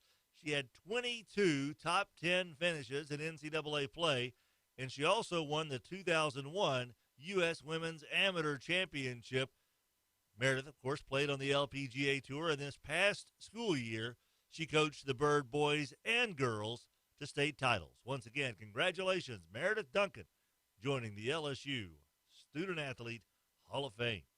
Major League Baseball last night, the Angels continued their hot streak, knocking off the Astros 7-2. Astros lead over Oakland is now down to 4.5 games. Albert Pujols delivered a 3-run double in a 6-run first for the Halos. Arizona beat Texas 9-2. Dallas resident TCU alum Alex Young allowed only 1 run in 5 1/3 innings to move to 3-0 for the Diamondbacks in their win over the Rangers. From the sports desk of 1130 The Tiger, this is Tim Fletcher. Robert J. Wright, Erin McCarty once again for Tempo Eatery at Shreveport's downtown airport. I had a dream about him the other night. You owe me lunch. I do. At Tempo Eatery. I want you to do something for me. In fact, I want everybody to do that. Trust me on this. I want everybody to do this if you're on your phone or at your computer. Go on Facebook. Do this right now, seriously. I am. All right. Go on Facebook. I'm scared about this because I know what I'm going to see. And look at Tempo Eatery SBC. Yeah, look at that. And look at Megan Chavez, the chef, the owner. Oh. Look at the cover photo. Oh, my God. What is it? Oh, my God. It's the meatloaf. It's the meatloaf It's with the the meatloaf. blackberries and Tell her the egg. story. Okay, the meatloaf it's my go-to. Wait a minute, though. In my dream last night, do you know what I dreamed about? No, what? I dreamed about her Philly cheesesteak. And Matt showed me that picture and the day they were going to have that, and I missed out. And last night I dreamed I'm never going to have one because I missed the day I should have gone. I know she's going to do it again. I will text Megan a little bit later. We'll find out when the cheesesteak is back on the daily specials list. These foods. We've got about 20 seconds. Tell everybody the story about the meatloaf. Ran into a prominent local resident who has moved out of state but comes back here to see family and loves the food around town, but said to me, the meatloaf at Tempo Eatery, the best meatloaf he's ever had. Blueberry barbecue sauce. Put an egg on top. It's incredible. It's in the downtown airport. It's easy to get to. And it's a short drive, convenient to everybody, believe it or not. Open for lunch, and you will not find better food in town. It is awesome. Open for lunch Tuesday through Friday from 10 until 2. Tempo Eatery. Tell them we sent you. Trust us. You're going to love it.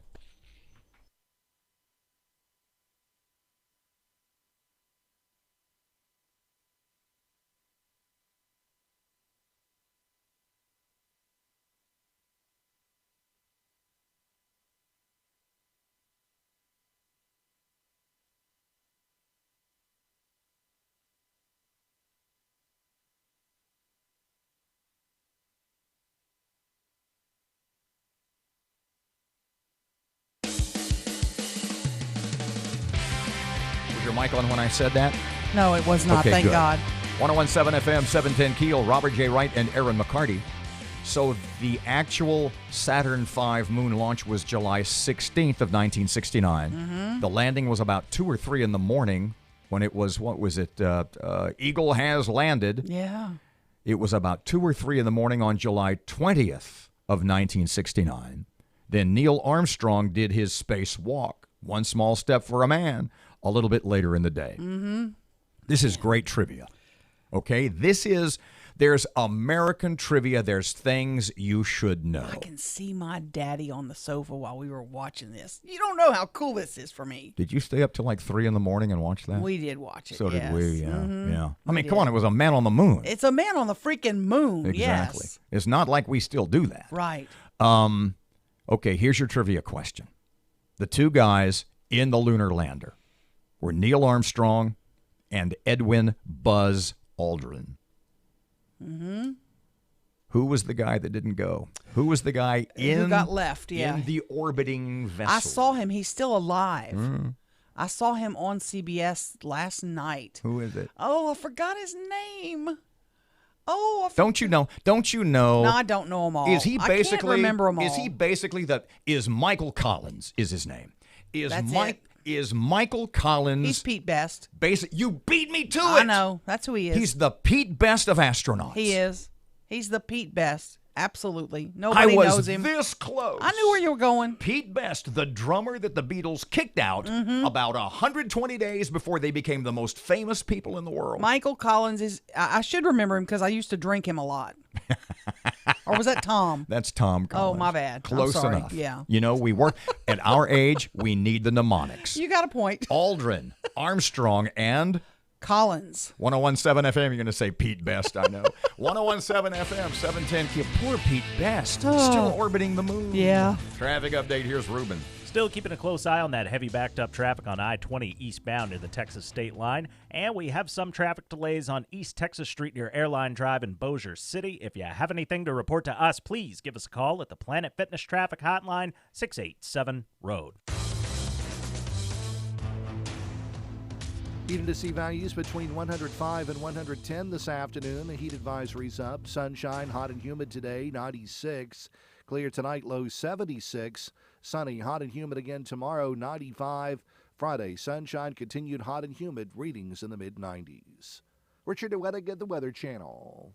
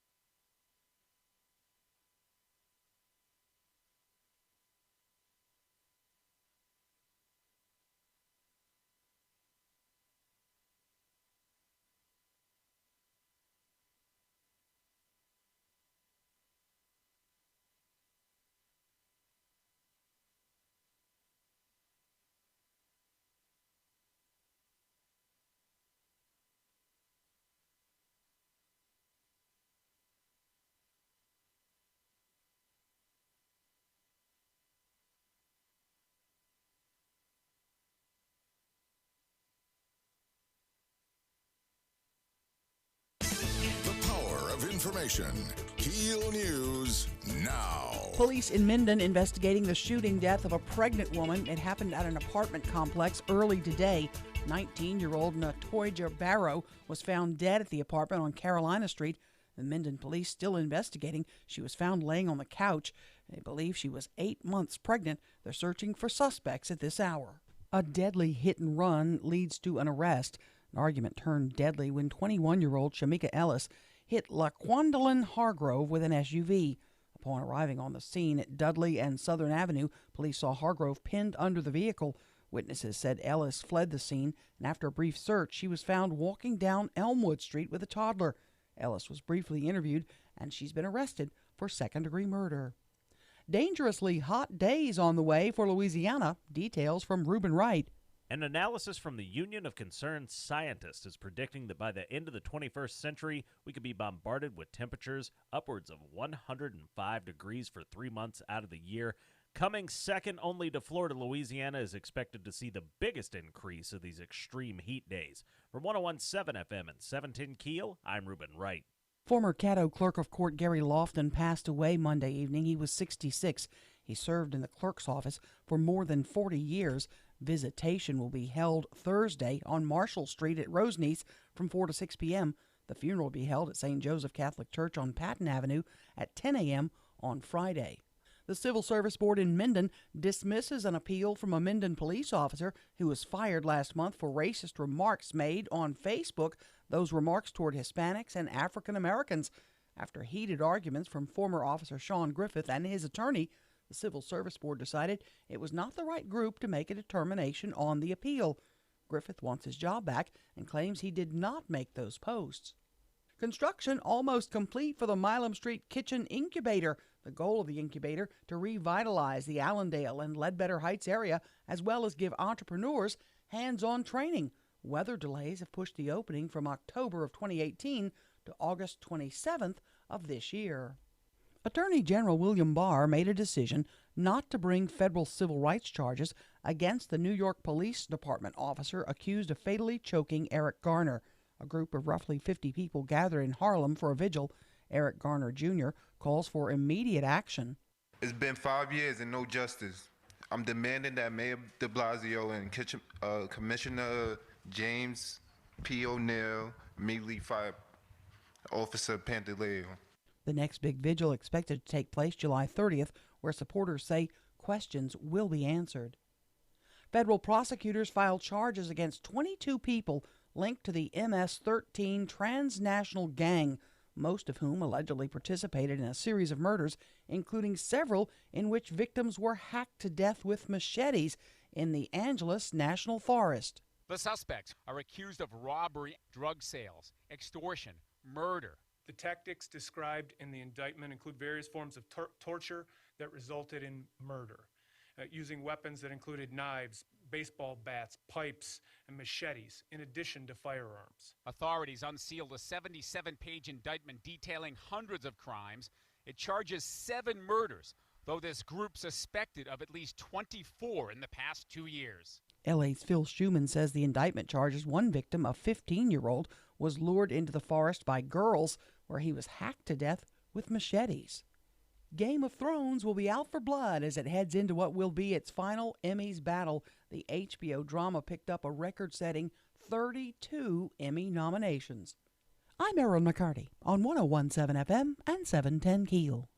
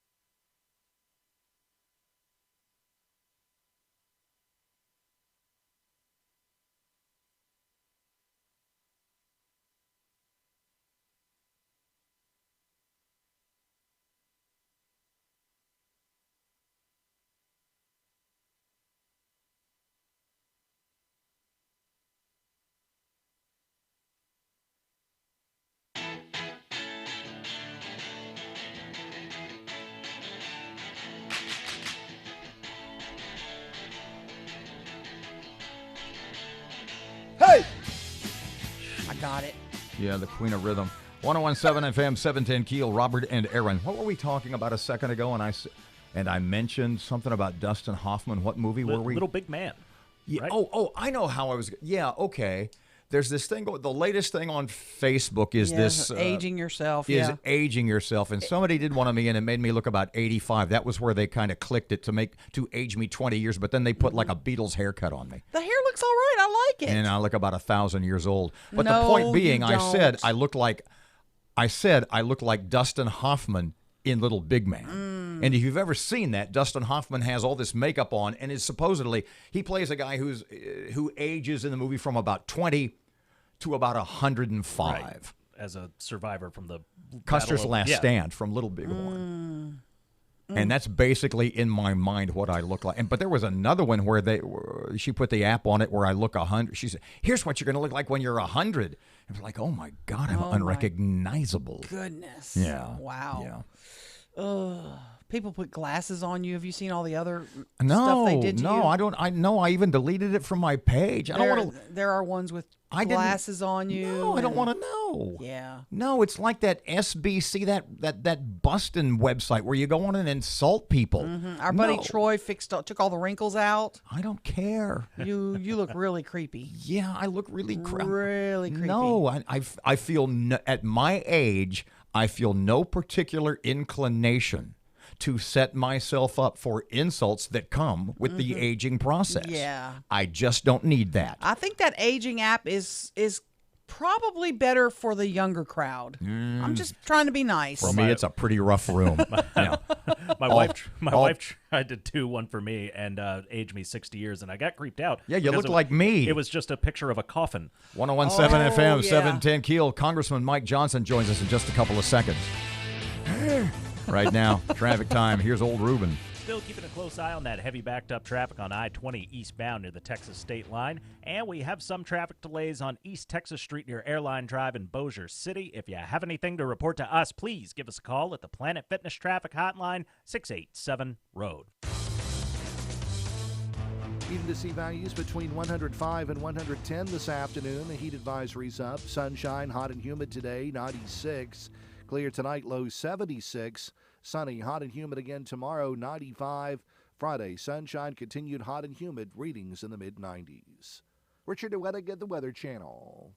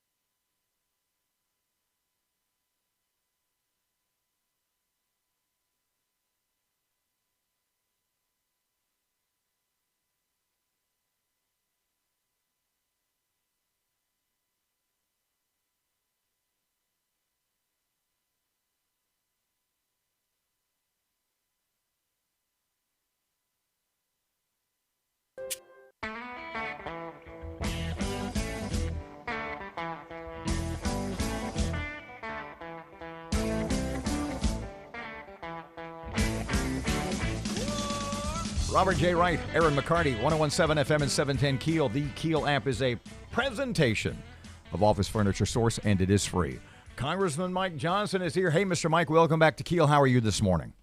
Hey, Robert. Great to hear your voice, brother. My pleasure, as always. Let's start with Thank you for the flag, by the way. the flag. Tell us that story, because Erin was, to say that she was speechless and so taken aback and so honored doesn't begin to describe it. Tell us about that. Oh, well, I'm delighted that was the reaction. I've actually had it in my possession for a few weeks, and I just haven't had a chance to be in town to deliver it. But we had a flag flown over the capital of the United States in honor of Erin's big anniversary on the radio. I mean, look, a few decades on the radio in Shreveport is a milestone, and I said on your anniversary date that you're an institution, and I believe that. I just think you guys are at the top of your game. What y'all do is so important to advance the dialogue and get people educated and informed, and I'm a big fan. So that's the least we could do, and as I said in the note, I wish we could have done more. She sat here and was holding the flag half unfolded because she took it out of the box. Almost cried. Because she didn't know what it was. And so it's half in the box that you had it delivered in, and she's kind of holding it and hugging it.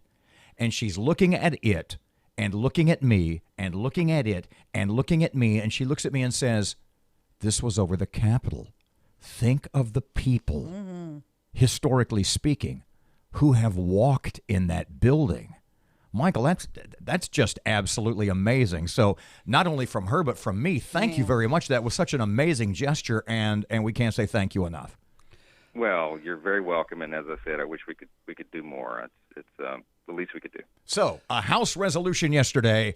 Holy cow, who would have thought a bunch of Democrats think Donald Trump's a racist? My jaw is on my chest. Yeah. Big deal, right? Yeah. Look, there's a lot of really kind of dangerous rhetoric flying around the Capitol right now. It's devolved into a bit of a circus. It's unfortunate. We've seen the progression of this. It seems to get worse and worse. And I mean, look, you guys know my brand. I mean, since I came to Congress, I'm on my second term now. January 2017, as soon as I took the oath of office, I started working to be a champion for civility in our political discourse, because I really feel like this is a major problem. It's a root problem in the country. We have forgotten how to just show basic respect and dignity to one another as fellow Americans, and it's become a big divide in the culture. You know, it breeds hatred and bigotry and all that kind of stuff. But the biggest purveyors of that, okay, to be very frank, and look at the record, you can see this, particularly in this incoming class, is the squad, right? It's these four very progressive, very liberal, socialist women, my colleagues, who I have a good relationship with on the floor, but they go out and they launch verbal grenades every single day, and they say terrible things about the president. And, of course, he reciprocates on occasion, because that's who he is, right? He's a Manhattan real estate developer. He's a street fighter by nature, you know, and you punch me, I'm going to punch you back, and that's the whole thing. And so it just escalates. It gets worse and worse. Don't forget, as Kevin McCarthy pointed out yesterday, that this same group called their own leader, Nancy Pelosi, a racist, just 4 days earlier. What did you think of the president's tweets, though? How do you classify the president's tweets? Unfortunate. I mean, you know, I just think that everyone needs to just tone it down. The problem is, here's the real problem, okay? The tribalism, the partisan war that has developed now makes it impossible to move bipartisan legislation. We cannot get the big things done in this environment because, as you know, we have divided government. The Republicans, our team, controls the Senate, but the Democrats and Pelosi control the House. And they are not going to give President Trump a win on these pressing issues. We have an absolute catastrophe, as you guys know, in immigration right now. We can't fix it because we can't get any Democrats to vote with us to fix the problem. It's easily fixed, but they won't do it. We can't get infrastructure done. In our state, Louisiana, we need it worse than anybody. We need an infrastructure package. Well, we have zero chance of getting that through right now in this environment because Pelosi and her team do not want to give President Trump a win. And so in so many areas, healthcare reform, all these things that really desperately need to be addressed, we can't do it because of this partisan squabbling. In my Judiciary Committee next week, we've got the Mueller hearing. It's going to be the circus of all circuses for no reason, for no point. The Democrats are dragging this out incessantly. This thing is a dead issue. There was no Russia collusion, but they won't let it go.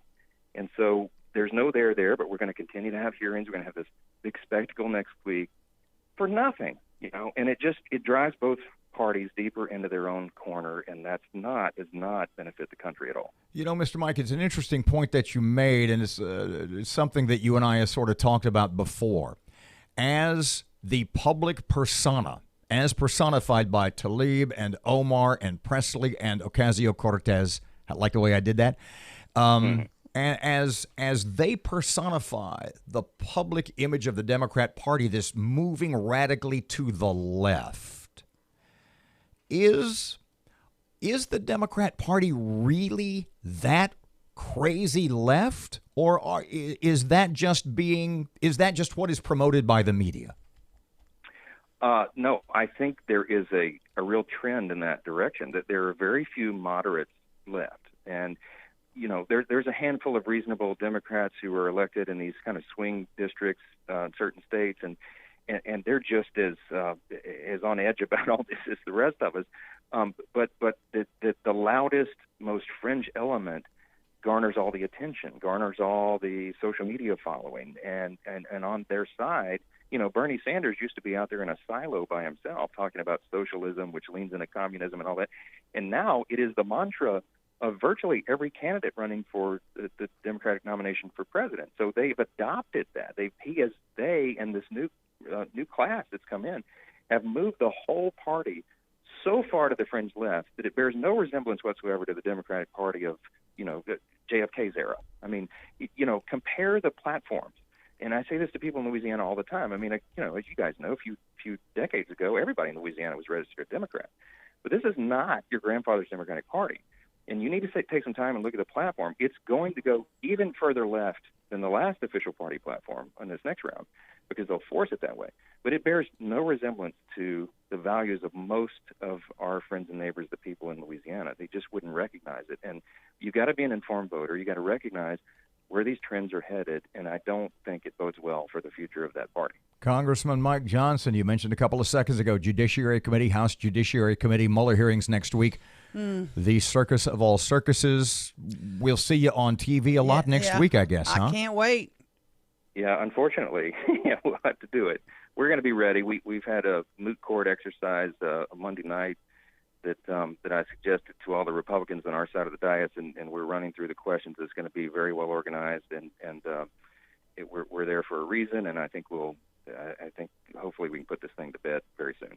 A pleasure, Michael. Thank you as always, and look forward to seeing you when you get home. You got it, guys. Thank y'all. 101.7 FM, 710 Keel. Robert J. Wright, Erin McCarty. Weather Channel forecast, kind of sunny and hot and humid. Heat index well above 100 today, like about 110 or so. High today and a stretch of heat that could be deadly. High today is going to be low to middle 90s. Right now, 79 at Keel. Your money now.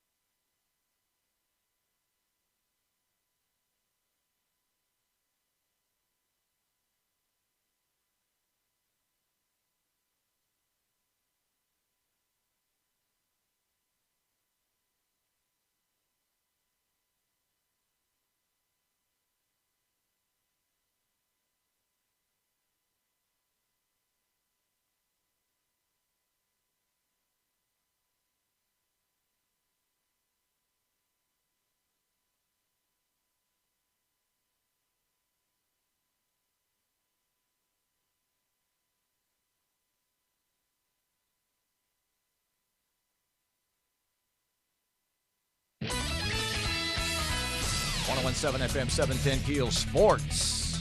Good morning from the sports desk of 1130 The Tiger. This is Tim Fletcher. Shreveport's Meredith Duncan, Bird grad, is one of 7 former LSU student athletes to earn induction into the LSU Athletic Hall of Fame. Athletic Director Scott Woodward announced on Tuesday. Also joining Duncan in this class is West Monroe alum and former LSU Tiger Brady James. Duncan was a 2002 All-American golfer for the Tigers. She had 22 top 10 finishes in NCAA play, and she also won the 2001 U.S. Women's Amateur Championship.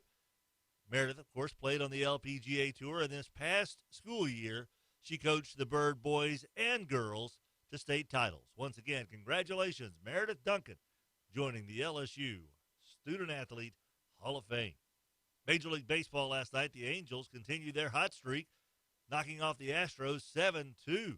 Astros lead over Oakland is now down to 4.5 games. Albert Pujols delivered a 3-run double in a 6-run first for the Halos. Arizona beat Texas 9-2. Dallas resident TCU alum Alex Young allowed only 1 run in 5 1/3 innings to move to 3-0 for the Diamondbacks in their win over the Rangers. From the sports desk of 1130 The Tiger, this is Tim Fletcher.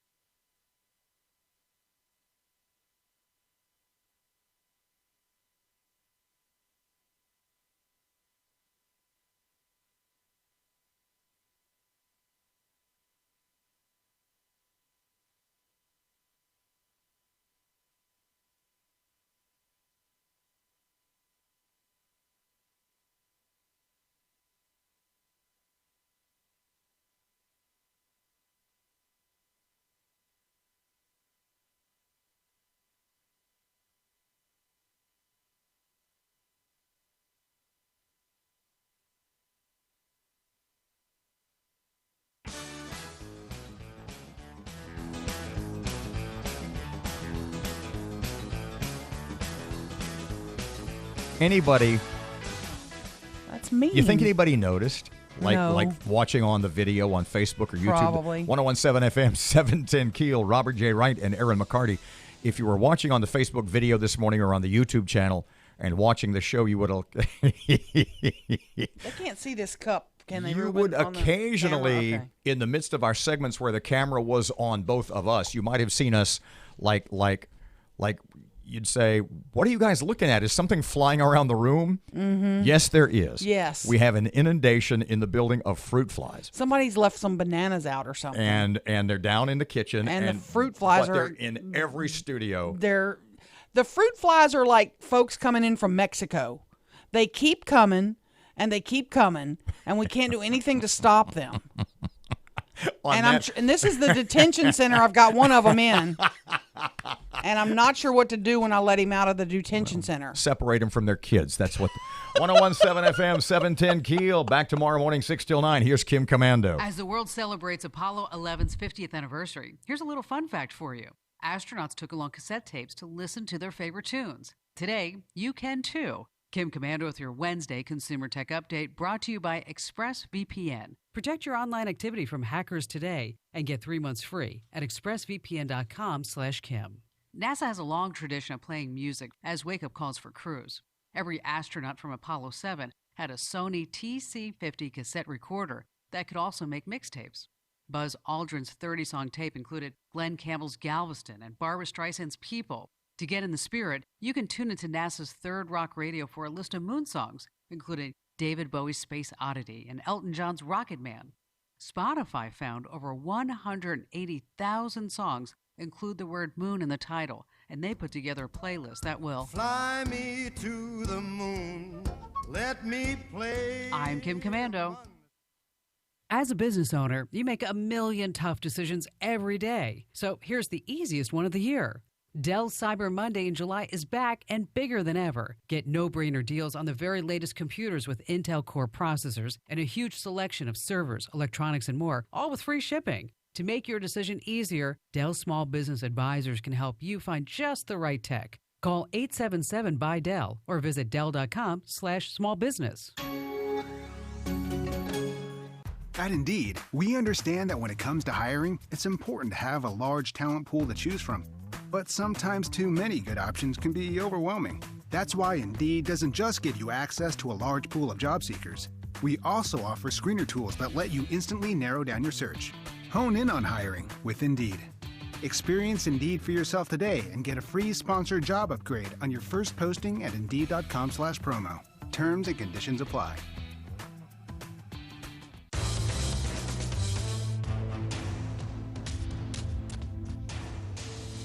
Humidity values between 105 and 110 this afternoon. Heat advisories up. Sunshine, hot and humid today, 96.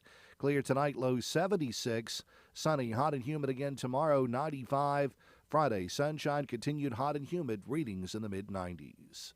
Richard DeWettig at the Weather Channel. Breaking news and trending talk. This is 101.7 FM and 710 Keel. KEEL, Shreveport.